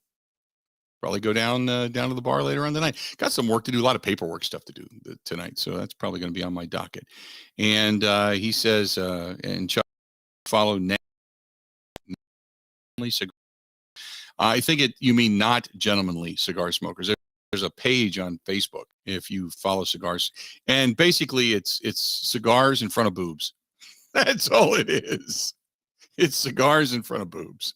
So if you smoke cigars and you like to look at cigars, and maybe boobs too, that's all it is. I don't know how else to put it. I'm just being honest with you. That's all I know the site. Put it that way. I know it, but am I a contributor? No. I'm not, but I've seen different cigar sites pop up over time. Absolutely. Patrick says, what other contracts would you restructure? Would it be wise to restructure David Bakhtiari? I think if you're going to restructure contracts, you can certainly swallow the, if you want to go in the Kenny Clark, Devondre Campbell, Rasul Douglas, you could do that. I think there's a thought with David Bakhtiari, and this goes back to what Brian Gutekunst said at the end of the regular season press conference. He said that, David, when he played really well. When he was on the pitch count, he wasn't, he was still kind of getting his feet under him, but eventually he played extremely well. So, which I can't argue with when you look at Pro Football Focus and the grading. So he played really well. So, and then he went on to say that really good left tackles are hard to find. That I would agree with. So if you believe that Bakhtiari is, I don't want to say necessarily back, but if you believe he's now healed up and that he is ready to go, and you feel like you've got another 3, possibly even 4 years, something to that ilk, maybe left him before he really begins the decline. Because Bakhtiari is what? He's, God, how old is he? He's like 30, I think, 30, 31. So if you've got, because you can play good left tackle all the way till 35-ish. So if you believe he's healed up, yeah, I would do that. Because it's the contract only with each year in the betterment of play is, Mark says Bakhtiari's only 30. I think 30 or 31. I know that. He's not like 35 or 36. It seems like he's been around forever, but he's not as old as you might think he is. But yeah, I would, if you're going to have quality play out of him and you believe the knee is good, then yeah, I don't have a problem restructuring that deal. Because that contract, like I said, as long as he continues to play at almost an all-pro level of play, eventually that contract becomes less and less when you look at what other contracts are going to be signed throughout the league. You're going to have him for a pretty good number. So I don't have a problem with it. What else? 877-867-1670. On the live stream, Jason says, Bill, quick question for us listeners. Not sure how the structure works for the Bucks with the new with Jimmy Haslam coming in. Who controls what percentage and who really controls who gets the final say on who they pick or trade for? How does that work? Thanks. Right now, it's Edens. Wes Edens is the primary owner of the Milwaukee Bucks. He owns the majority, and he is the guy. Everybody else is a minority owner. That's just, I mean, I know at first it was Edens and Lasry kind of 50-50, and then they became the governorship would switch over, but it's Edens. So I know that there was some discussion, and I saw it a little bit earlier, that basically Lasry bought in. They've built around the Fiserv Forum. He made a ton of money on his share of this particular franchise with the growth of downtown and the growth of what's about to happen next door with the property values and such. And then obviously the Grand Avenue Mall project and all the things that have gone up in that area or are going up in that area. So he made his money back. But also they wanted to, they were hoping to get Alex Lasry to the state Senate. And that bid fell short. It was state Senate, or I think it was state Senate.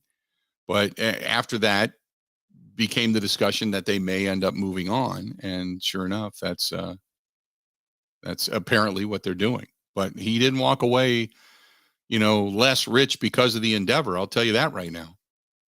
And the Milwaukee Bucks now, with this sale, when they announced the price and the selling point, the Bucks are now, I think they said, the second most valuable. I could be wrong in that assumption, what I read, but I think they said the Bucks, with this sale, with real money being exchanged, the Bucks, co-owner Mark Lasry, reached an agreement, a $3.5 billion evaluation of the Milwaukee Bucks. Only the Phoenix Suns, with the $4 billion purchase of the Phoenix Suns by Matt Ishbia, from Robert Sarver, was completed earlier this month. It would be the third highest for any American professional sports team, trailing the $4.65 billion the Denver Broncos just went for. Now, they're valued at that. That's real money that's been exchanged, but we all know that the Lakers are going to be highly valued. The Knicks would be highly valued. The Cowboys would be highly valued. Packers would be highly valued. Steelers would be highly valued.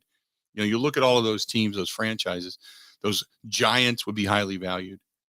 All of that, would sell for probably more than the $3.5 billion that the Bucks are valued at. But Haslam didn't pay $3.5 billion. He's buying half of that, or whatever the percentage is. So it just shows you what the value is for the Milwaukee Bucks now. And you go back to 2014 when Lasry bought the Bucks alongside Wes Edens. Remember, that was $550 million. $550 million. Now it's worth $3.5 billion.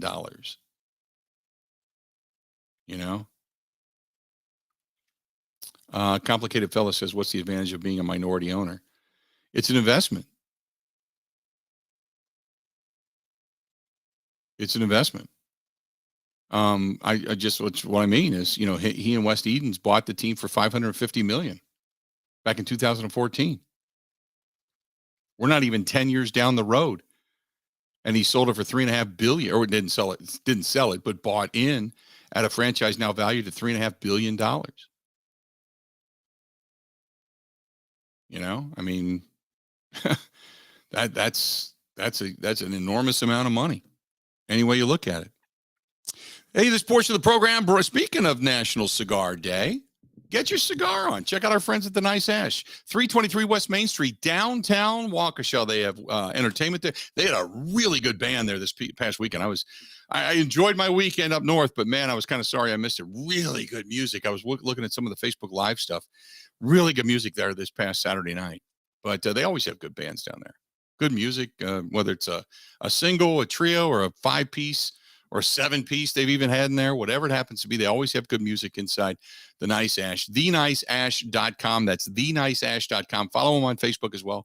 323 West Main Street. And on National Cigar Day, you got to mention TheNiceAsh.com. More of the Bill Michaels Show coming up next. Covering Wisconsin sports like a blanket. This is the Bill Michaels Show on the Wisconsin Sports Zone Radio Network. One of the worst things that you can hear, you have cancer. The worst is when you hear the words, your child has cancer. When a child is diagnosed with cancer, it changes their world. Sometimes they can't even do things that they really love, like playing soccer, riding a bike, going to prom, attending school. Children with cancer spend a lot of time away from others. I'm in the hospital, treatments, tired, nauseous, and they feel isolated.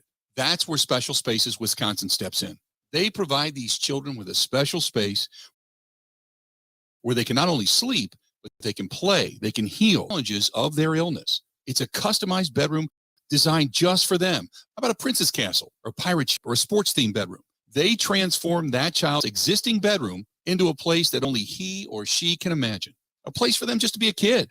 This effort is done with teams of dedicated volunteers and sponsors, just like our friends from Pella Windows and Doors of Wisconsin and all the community partners. If you'd like to find out more or to donate, go to specialspaces.org. That is specialspaces.org.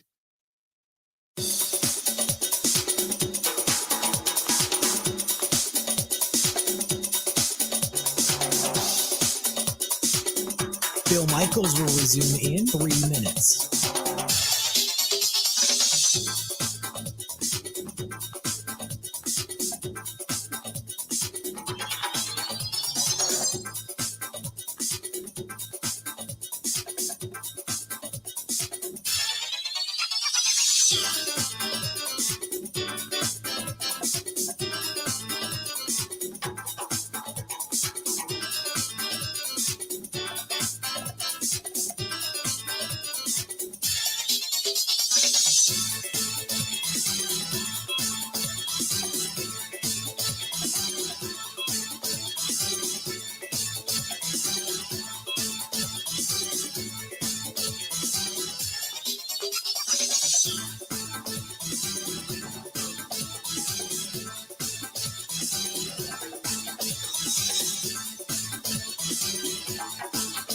Bill Michaels will resume in 2 minutes.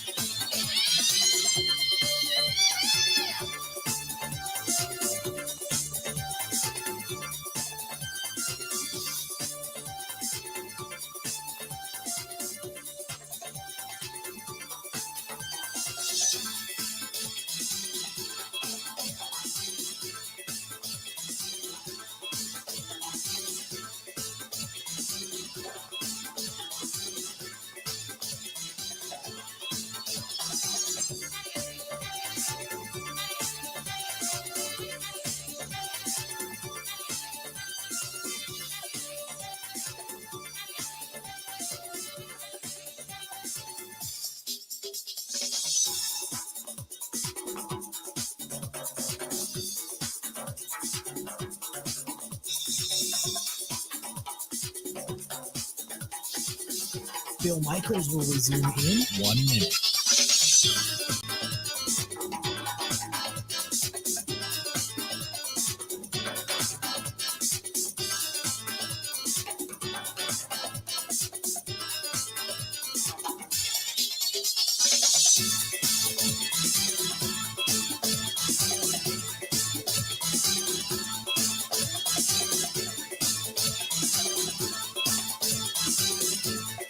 Bill Michaels will resume in 30 seconds.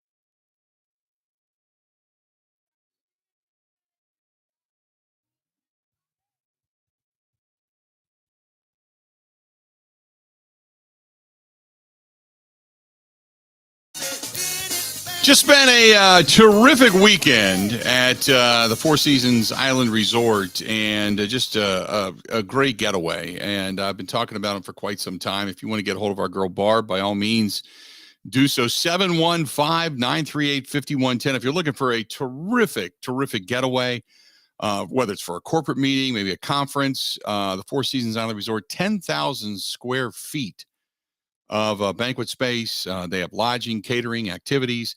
You can ask about a value-added golf, outing if you'd like to do that. Pontoon cruises. They got so much more, and they've got the Frank's Dinner Theater coming back on May 20th. You can get your tickets by calling the front desk. You can spend the night, enjoy the Hodag Battle of the Bands on May 21st, which is always fun.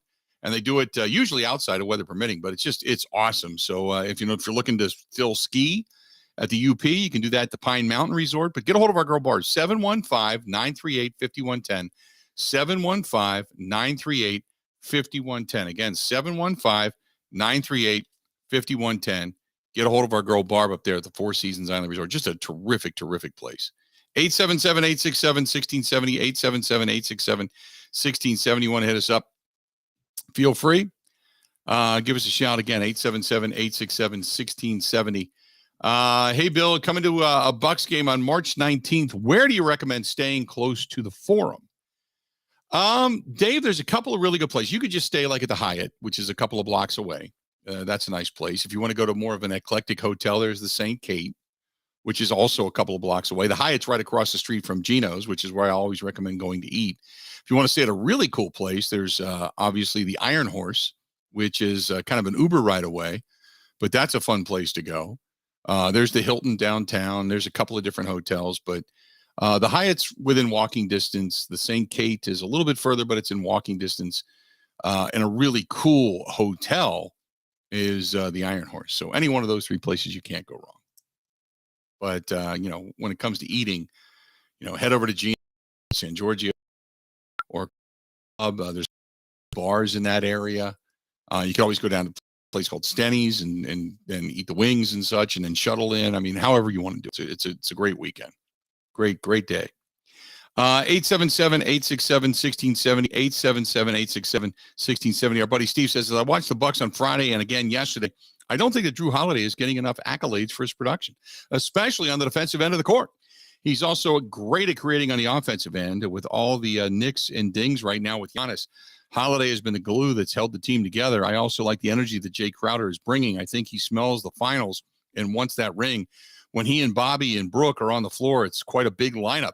I think as the season winds down, they're going to get healthier, that they're going to be a really strong contender to come out of the East. That's our buddy Stephen Richfield. I think everybody just looks at it as it's the Bucks and the Celtics. Whoever wins that series most likely wins it all.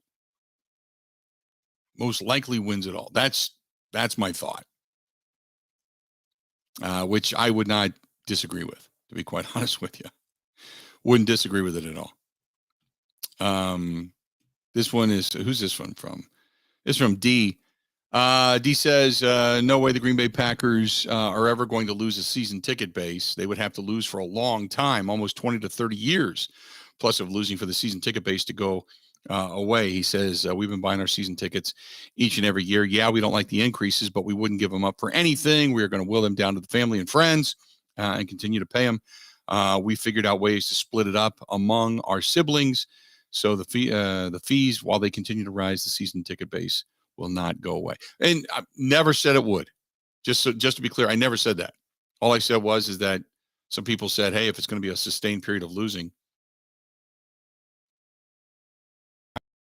due to that base of 60 every year, you get 3, maybe a couple of thousand that get cut off of that waiting list. They get the opportunity to buy tickets or what have you. Every year they go through that. And, some people get cut off of it but the majority of people at the time that they, come off that list, they're like, yeah, we're ready to buy. We'll do it, whatever it takes. Or you figure it out, they don't give it up. But no, if you had 2 decades of losing in bad football, you'd still have a waiting list. Instead of being 70,000, it would be 20,000. There'd still be people waiting. I 100% don't. And I never said that, just to be very clear. I never said they're going to lose their season. That was not a statement that came out of my mouth. I would never say that, because they're going to be thick with people wanting to get in to see radio broadcast, to see Packers games for a long time to come.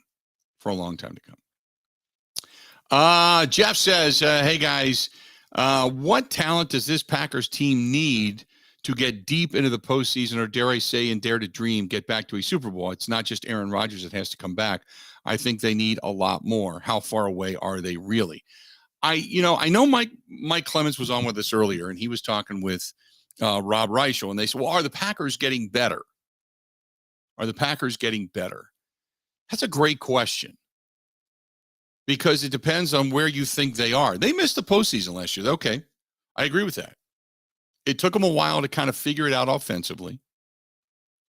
The offensive line was somewhat of a mess early on. Losing Devontae, the whole thing, and I still disagree with the whole, well, Rodgers didn't need to come in and work with those guys. Still disagree with that, because just about every player we talked to at Super Bowl, current or former, said that he needed to be there.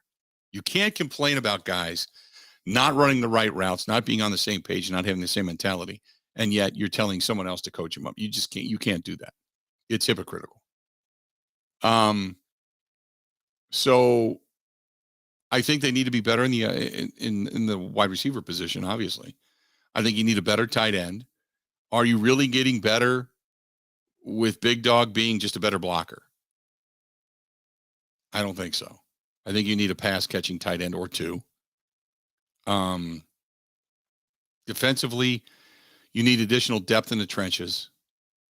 You need a safety if you're going to, not bring Adrian Amos back. And you got to figure what you got coming back in Stokes. You got to see what you got coming back when Rashawn Gary returns from the knee injury, and if he's going to be quality or if he's going to take another year beyond to get back to where he was. I think you were a better team down the stretch, but when you needed to come up the biggest in the biggest moment, you looked terrible. You failed. And part of it, I think, was coaching. Part of it, I think, was just the personnel on the field. So you need to get deeper. This has to be another year in which Gutekunst really, nails the draft. And you can have conjecture about that, whether he did or didn't over the last few years or not. I mean, that's up for debate. But, how far away are they? Probably about 5 players away. You need a really good, take the lid off, veteran wide receiver. You need a pass-catching tight end. You need a big, strong, capable right tackle to solidify your offensive line. You need a good safety. You need another outside pass rusher. There's a lot of talk about Jadeveon Clowney being kind of a rotational guy, which can't hurt. But again, you're getting a guy on the back end of his career. You're getting a piecemeal player. You need additional depth up front. You saw what teams like the Jets and the Giants, did, and the Eagles did to the Packers offensive line. Now, that Eagles game, both Rodgers and Jordan Love played pretty well, offensively speaking. They were able to do some things that we didn't think they were going to be able to do. But you saw when pressure was applied via just the front four, when you're able to get after it, what you can do defensively. And you saw that throughout the postseason. So I think you're probably 4 or 5 guys away, from being really good and kind of back, so to speak. And whether they believe they can do that and fill that need, we'll see. But that is my opinion. That's probably about how far away they are. 877-867-1670, 877-867-1670. You want to chime in? Feel free. Go ahead and give us a shout. We got a lot more of the Bill Michaels Show coming up next. Ready? This is the Bill Michaels Show on the Wisconsin Sports Zone Radio Network.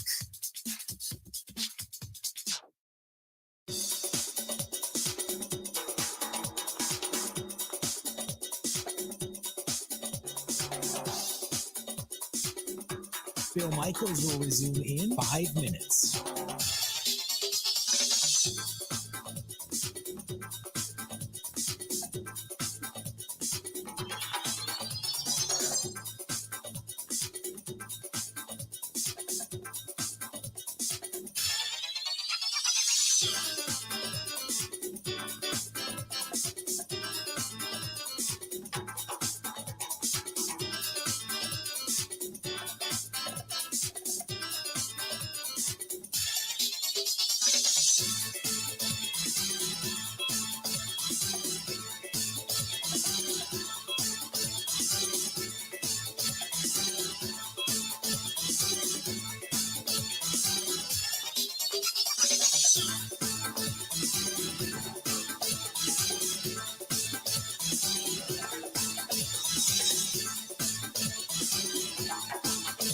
Phil Michaels will resume in 4 minutes.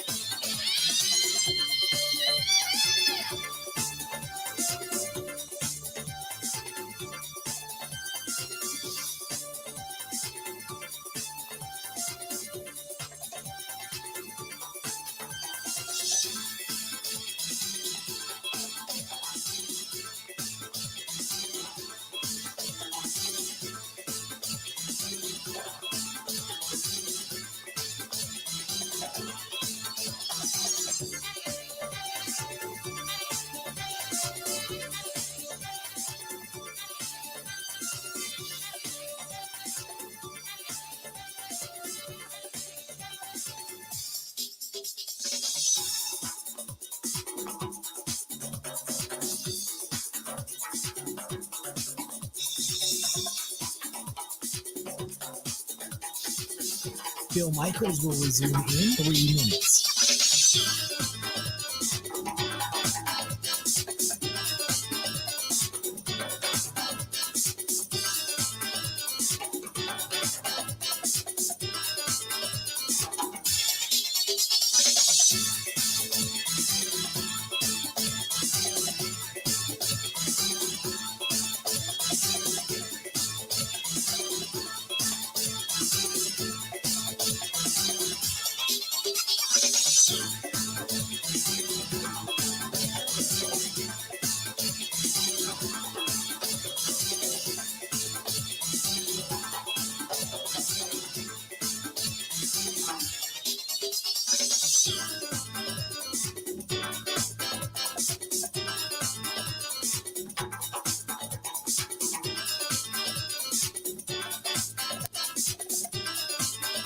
Phil Michaels will resume in 2 minutes.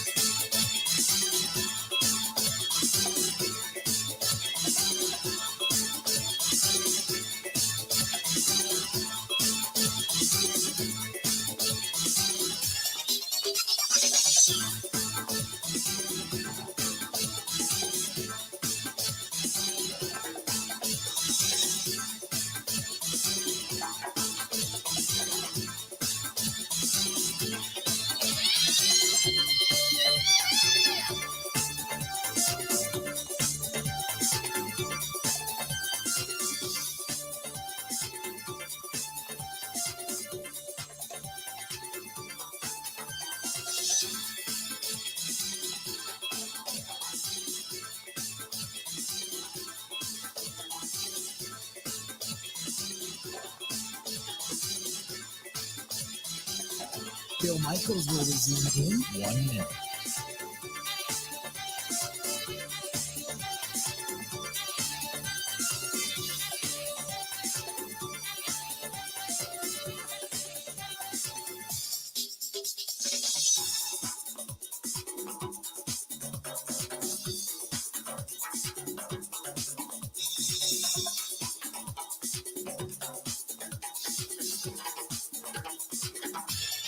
Phil Michaels will resume in 30 seconds.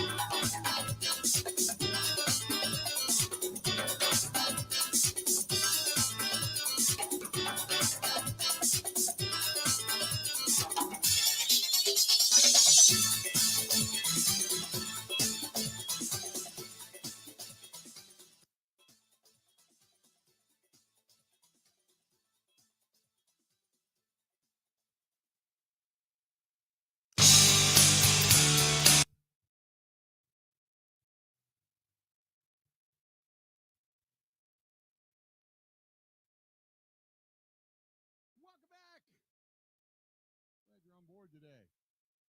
Bill Michaels Show, we continue on. Hey, a reminder that our friends at Potawatomi Hotel Casino got it going on in Potawatomi, and if you are looking for a good time, good night out. All throughout the month of February, they had $400,000 cash and prizes on Thursday nights. Got bigger events coming up here in the month of March. Bingo is back. Green Dance Steakhouse is back. The Canal Street Cafe, the 360 Bar. They have stay and play packages.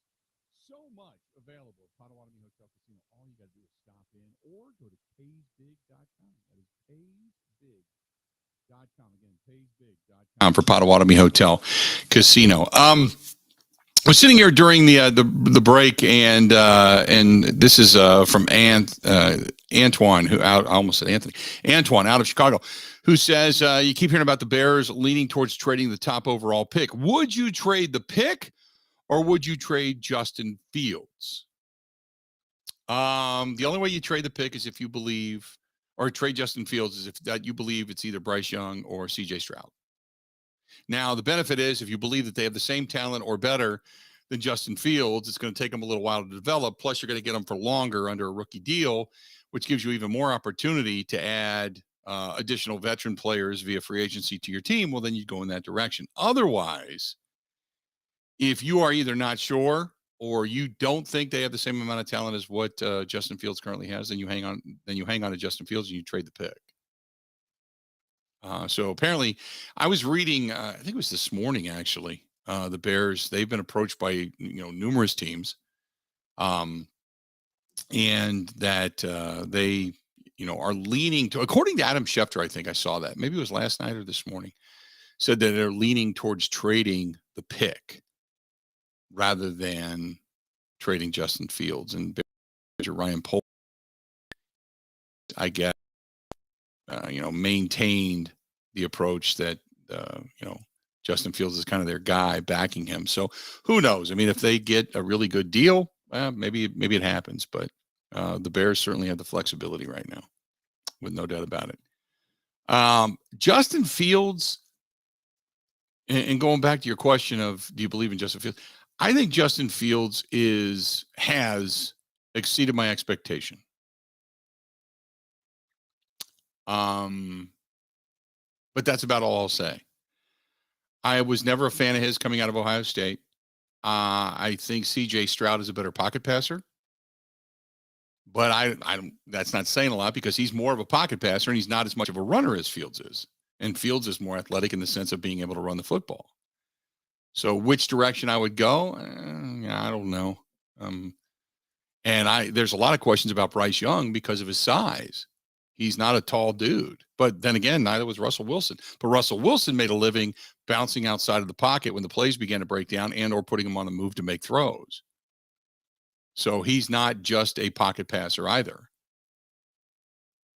But if I had to sit here and say which guy I'd probably rather have C.J. Stroud, but I don't know how good he's going to be in the NFL.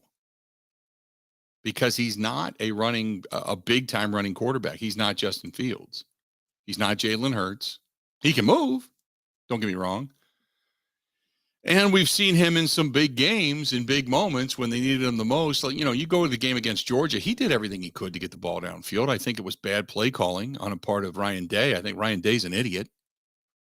Had they, picked up another 10, 15 yards, we're a little bit smarter with the clock. Maybe there's a different outcome with Ohio State winning rather than Georgia, and Ohio State would then probably have gone on against TCU to become the national champion, just because I thought the Ohio State-Georgia game was much, much better than the Georgia-TCU game, but that's neither here nor there. But I guess if I'm the Bears, I'd probably stick with what I know. A guy that's been really good. He's given it all. He's elevated your team. He certainly has brought the city back into Bears football. They believe they've got, at least for the first time in a long time, a real quarterback that can do things that's exciting to watch. They just need to put pieces around him. So I guess if you want to go in that sense, you could probably say, if I'm Ryan Poles, I would trade away that first pick and move down to pick up extra picks to get additional help for my quarterback who needs line help and needs weaponry, or we're going to get the guy killed. So that's probably the direction I would lean. Hopefully that answers your question. 877-867-1670. You can give us a call. This one's from Mike, who said, what a weekend in college basketball. Did you see all the buzzer beaters? There were some wild ones. The Florida State game was fantastic. The end of that was, beyond half court heave that drops, and they won it by 1. I think it was over Miami, as a matter of fact. I think it was in-state rivalry. But, man, you're right. It was a hell of a weekend. And then, obviously, it wasn't, in favor of the Badgers, but a big bucket heaved as time expired for Michigan as well. And I can't remember, there was another game that had a buzzer beater this past weekend. And that was crazy too. But I was watching them. They were showing all the buzzer beaters on ESPN over the weekend. And there was quite a few of them. It was pretty exciting. Pretty exciting stuff. 877-867-1670, 877-867-1670. This was from Jason, who said, what do you think the top 5 teams in the tournament are going to be? Jason, I have no idea. I have not gotten that deep into bracketology. I know that, Alabama, certainly Kansas is going to be there. UCLA is going to be there. Everybody's fighting for a spot. God, who is, the number 1 overall? You probably look at, Houston, obviously. Purdue is on the outside looking in right now. If you go with like the number 5, they would probably, depending on what happens with, say, Kansas or Alabama, because Houston's, even if Houston falls, they're not going to fall far. But say UCLA gets beat, say Kansas gets knocked off, and Purdue wins the Big Ten tournament or something, then Purdue would probably jump into the top 4. But to me, it's great if you end up with a number 1 seed. You can even, say a 2 seed, but it's, to me, at that point in time, it's about positioning. It's about where you end up playing. Can your fan base travel with you and make it pretty easy on them? What you don't want is, you don't want to, be the 4th in, so to speak, and say say Purdue gets in, but yet you got to play in Sacramento, California. Okay. Your fan base, while they're good, they're not great to travel to Sacramento. What they're going to do is wait for the next round. And the 3rd round, say the West or East regionals or what have you, and then kind of go from there. So maybe then they travel to Kansas City. Maybe they end up in the Midwest regional in Kansas City at the T-Mobile Center or something, or end up in Louisville, Kentucky. That's not a bad drive at all if you're coming from Purdue. Scott says, as far as the Bears and Fields, do you think they could move on from him for medical reasons? No, because otherwise you wouldn't have played him, and you wouldn't have drafted him.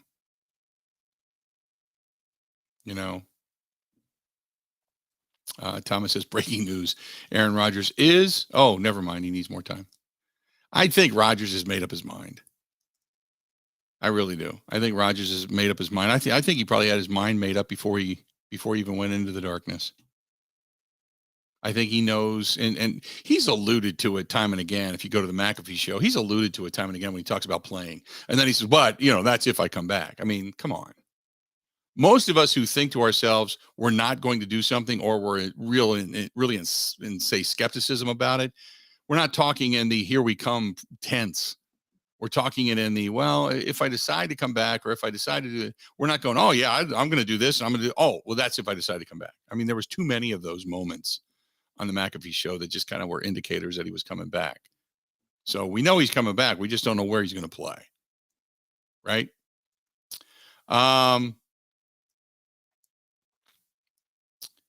Jason says, speaking of Purdue, I just saw that the Kohl Center sold out for Thursday's game against Purdue. How cool is that? I hope the Kohl Center's rocking. They're going to need every bit of energy they can possibly muster to knock off Purdue, but it would be a huge, huge, huge thumbs up in terms of the Badgers getting into the tournament if they could beat Purdue. Huge, huge thumbs up. So hope they do. What did we miss? What did we miss? We got that coming up next in the Bill Michaels Show. Stay tuned. This is the Bill Michaels Show on the Wisconsin Sports Zone Radio Network. One of the worst things that you can hear, you have cancer. The worst is when you hear the words, your child has cancer. When a child is diagnosed with cancer, it changes their world. Sometimes they can't even do things that they really love, like playing soccer, riding a bike, going to prom, attending school. Children with cancer spend a lot of time away from others. I'm in the hospital, treatments, tired, nauseous, and they feel isolated. That's where Special Spaces Wisconsin steps in. They provide these children with a special space where they can not only sleep, but they can play, they can heal, they can spend time away from the challenges of their illness. It's a customized bedroom designed just for them. How about a princess castle or a pirate ship or a sports-themed bedroom? They transform that child's existing bedroom into a place that only he or she can imagine, a place for them just to be a kid. This effort is done with teams of dedicated volunteers and sponsors, just like our friends from Pella Windows and Doors of Wisconsin and all the community partners. If you'd like to find out more or to donate, go to specialspaces.org. That is specialspaces.org.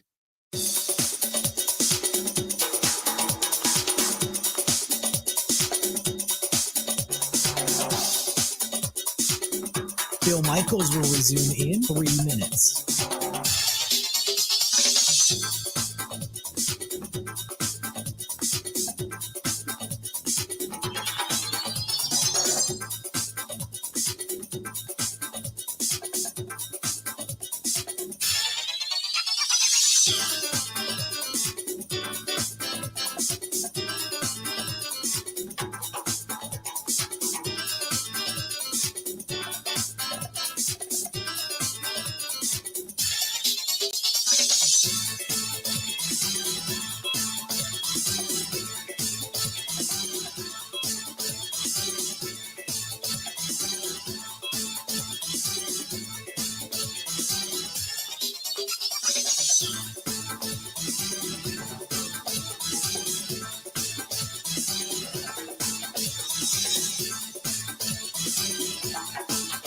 Bill Michaels will resume in 2 minutes.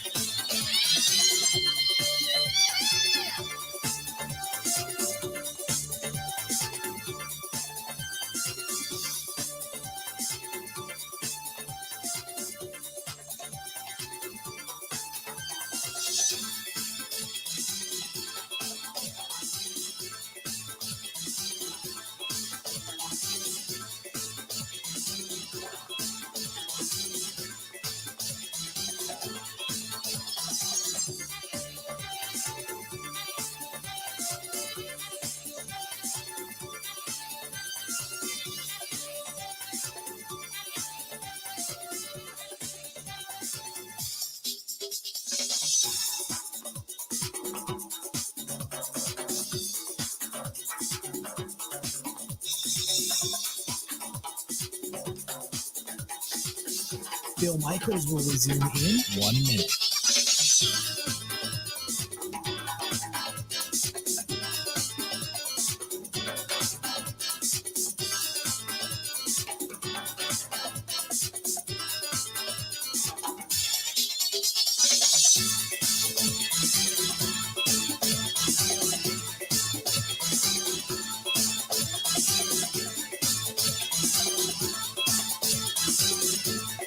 Bill Michaels will resume in 30 seconds.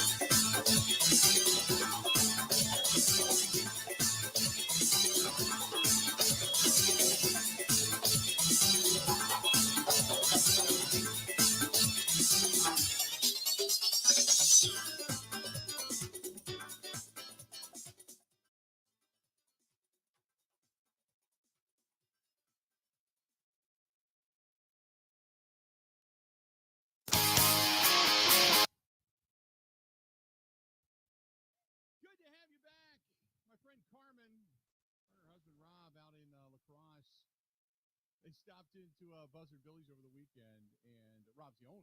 And the owners of Buzzard Billy's, and I saw him post about it, and I said, "Hey, did you tell him I sent you?" You know, just kind of joking around. And she said, "No, but there were some people that had been obviously in and had mentioned the place, and talked to David, the general manager upstairs at Starlight Lounge, and said that we sing the rave reviews about the place. So, way to go! Keep going into Buzzard Billy's out in and that's a terrific place, especially when you talk about Mardi Gras weekend, when you talk about a little bit of Cajun flair. Great place to eat, and even better place to go and get some martinis and such upstairs at the Starlight Lounge, which is just flat out awesome. Just awesome up there. So there you go. What did we miss today? Well, let's start off first and foremost. Florida State and Clemson not happy with the ACC. Basically, they say they can't compete monetarily with the other big, Power 5 conferences, such as the SEC and Big Ten, because the ACC not bringing in enough money. So there's some unhappiness there with Florida State and Clemson, who say that, that's just, we're not going to be able to compete. We're not going to be able to go after national titles anymore if the ACC does not start to bring in more money. The Big Ten distributed $48.7 million during the 2021 fiscal year. They say the SEC announced this month that it distributed $49.9 million during the same period of time. And, that's the prior season, which included the stages of the pandemic. The conference paid its members institutions $54.6 million total, and the Big Ten went on to beat even that. So when you contrast that with the ACC's payout during the same time of an estimated $36 million per school, you're talking almost $20 million less total from the top to the bottom. And, Florida State and Clemson not happy about it. They say, $20 million more per year. We can't deal with that. So, okay. There you have it. One other piece of news and note that I found interesting, we did not address, but I don't know if you saw it. Damian Lillard, big time, the Portland Trailblazers. An exciting performance yesterday. Dropped 71 against the Rockets. Right afterwards, though, he was drug tested. Before he even got to the podium, they said, "Okay, come on, we're going to drug test you. Let's take a look. Got to see what's in the pee." Got to see what's in the P. Damian Lillard immediately after dropping 71 gets drug tested. So that was another headline we didn't get a chance to chat too much about. Our buddy Kenny. Yeah, I got one for you, Bill. I have two, actually. Let's see here. Notre Dame is telling people that Joe Rudolph, former coach for the Badgers who did a lot of things, will be their offensive line coach. So Joe Rudolph going to Notre Dame. Wow, and okay. This one's for Ben since he's gone. I know he's probably chomping at the bit to say it if he was here. The Live Golf Tour was on the CW over the weekend. Yes, the CW, if you know that channel. Oh, yeah. Yeah, that is the Continually Wasted channel. Yes, the CW. So the Live Tour. And isn't that like on a tape delay as well? Correct me if I'm wrong. I think we did that. I think so. I think it might have been on a tape delay. It was really pixelated looking broadcast too. It was, it was interesting. Yeah. It's so anyway. Yeah, it was on the CW and not doing very. I wonder what's going to happen. They've got more money than God. Don't get me wrong, but I wonder how long that's going to last. How long does the Live Tour last? Do you think? I wonder too. Like now, I only am interested in it because it drives Ben crazy, but I don't really watch it. Like, do people out there actually watch the Live Golf Tour? If you're a golf enthusiast, you're probably turning towards it. But, I think we only look at what's in front of us. And for the most part, it's the PGA. And, now you've got the Players Championship coming up, which is kind of like the fifth major. So that's going to happen here soon. Ooh, I have ratings for the CW. Oh, go ahead.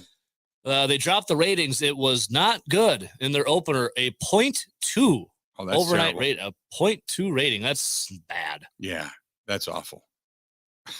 That's kind of what we expected, but that's awful. So nobody really watching it here. Maybe they're paying attention to it over, wherever, but nobody in the U.S. is paying attention to some of the better golfers in the world who have gone and sold out for the money. So we're all about that. What else you got? Anything else?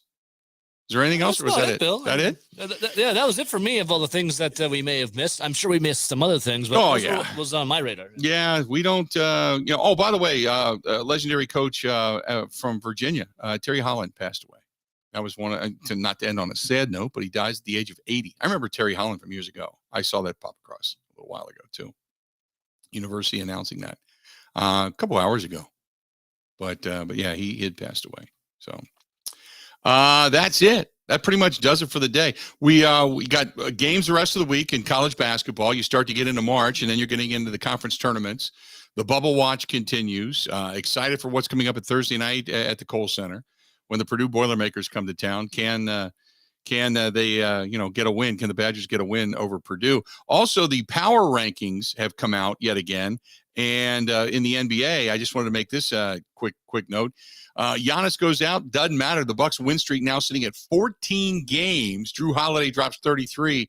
And the Bucks are now sitting right there at number 1 in the power rankings. The Hornets come up a little bit. The Heat drop, but it's the Bucks, the Celtics, then the Nuggets, the 76ers, Grizzlies, Knicks, Kings, Cavaliers, Clippers, and the Suns coming in at number 10, falling a couple of spaces. The Cavaliers have fallen 5. They went into the break, but lost to the Nuggets and the Hawks on the other side before Sunday's win over the Raptors.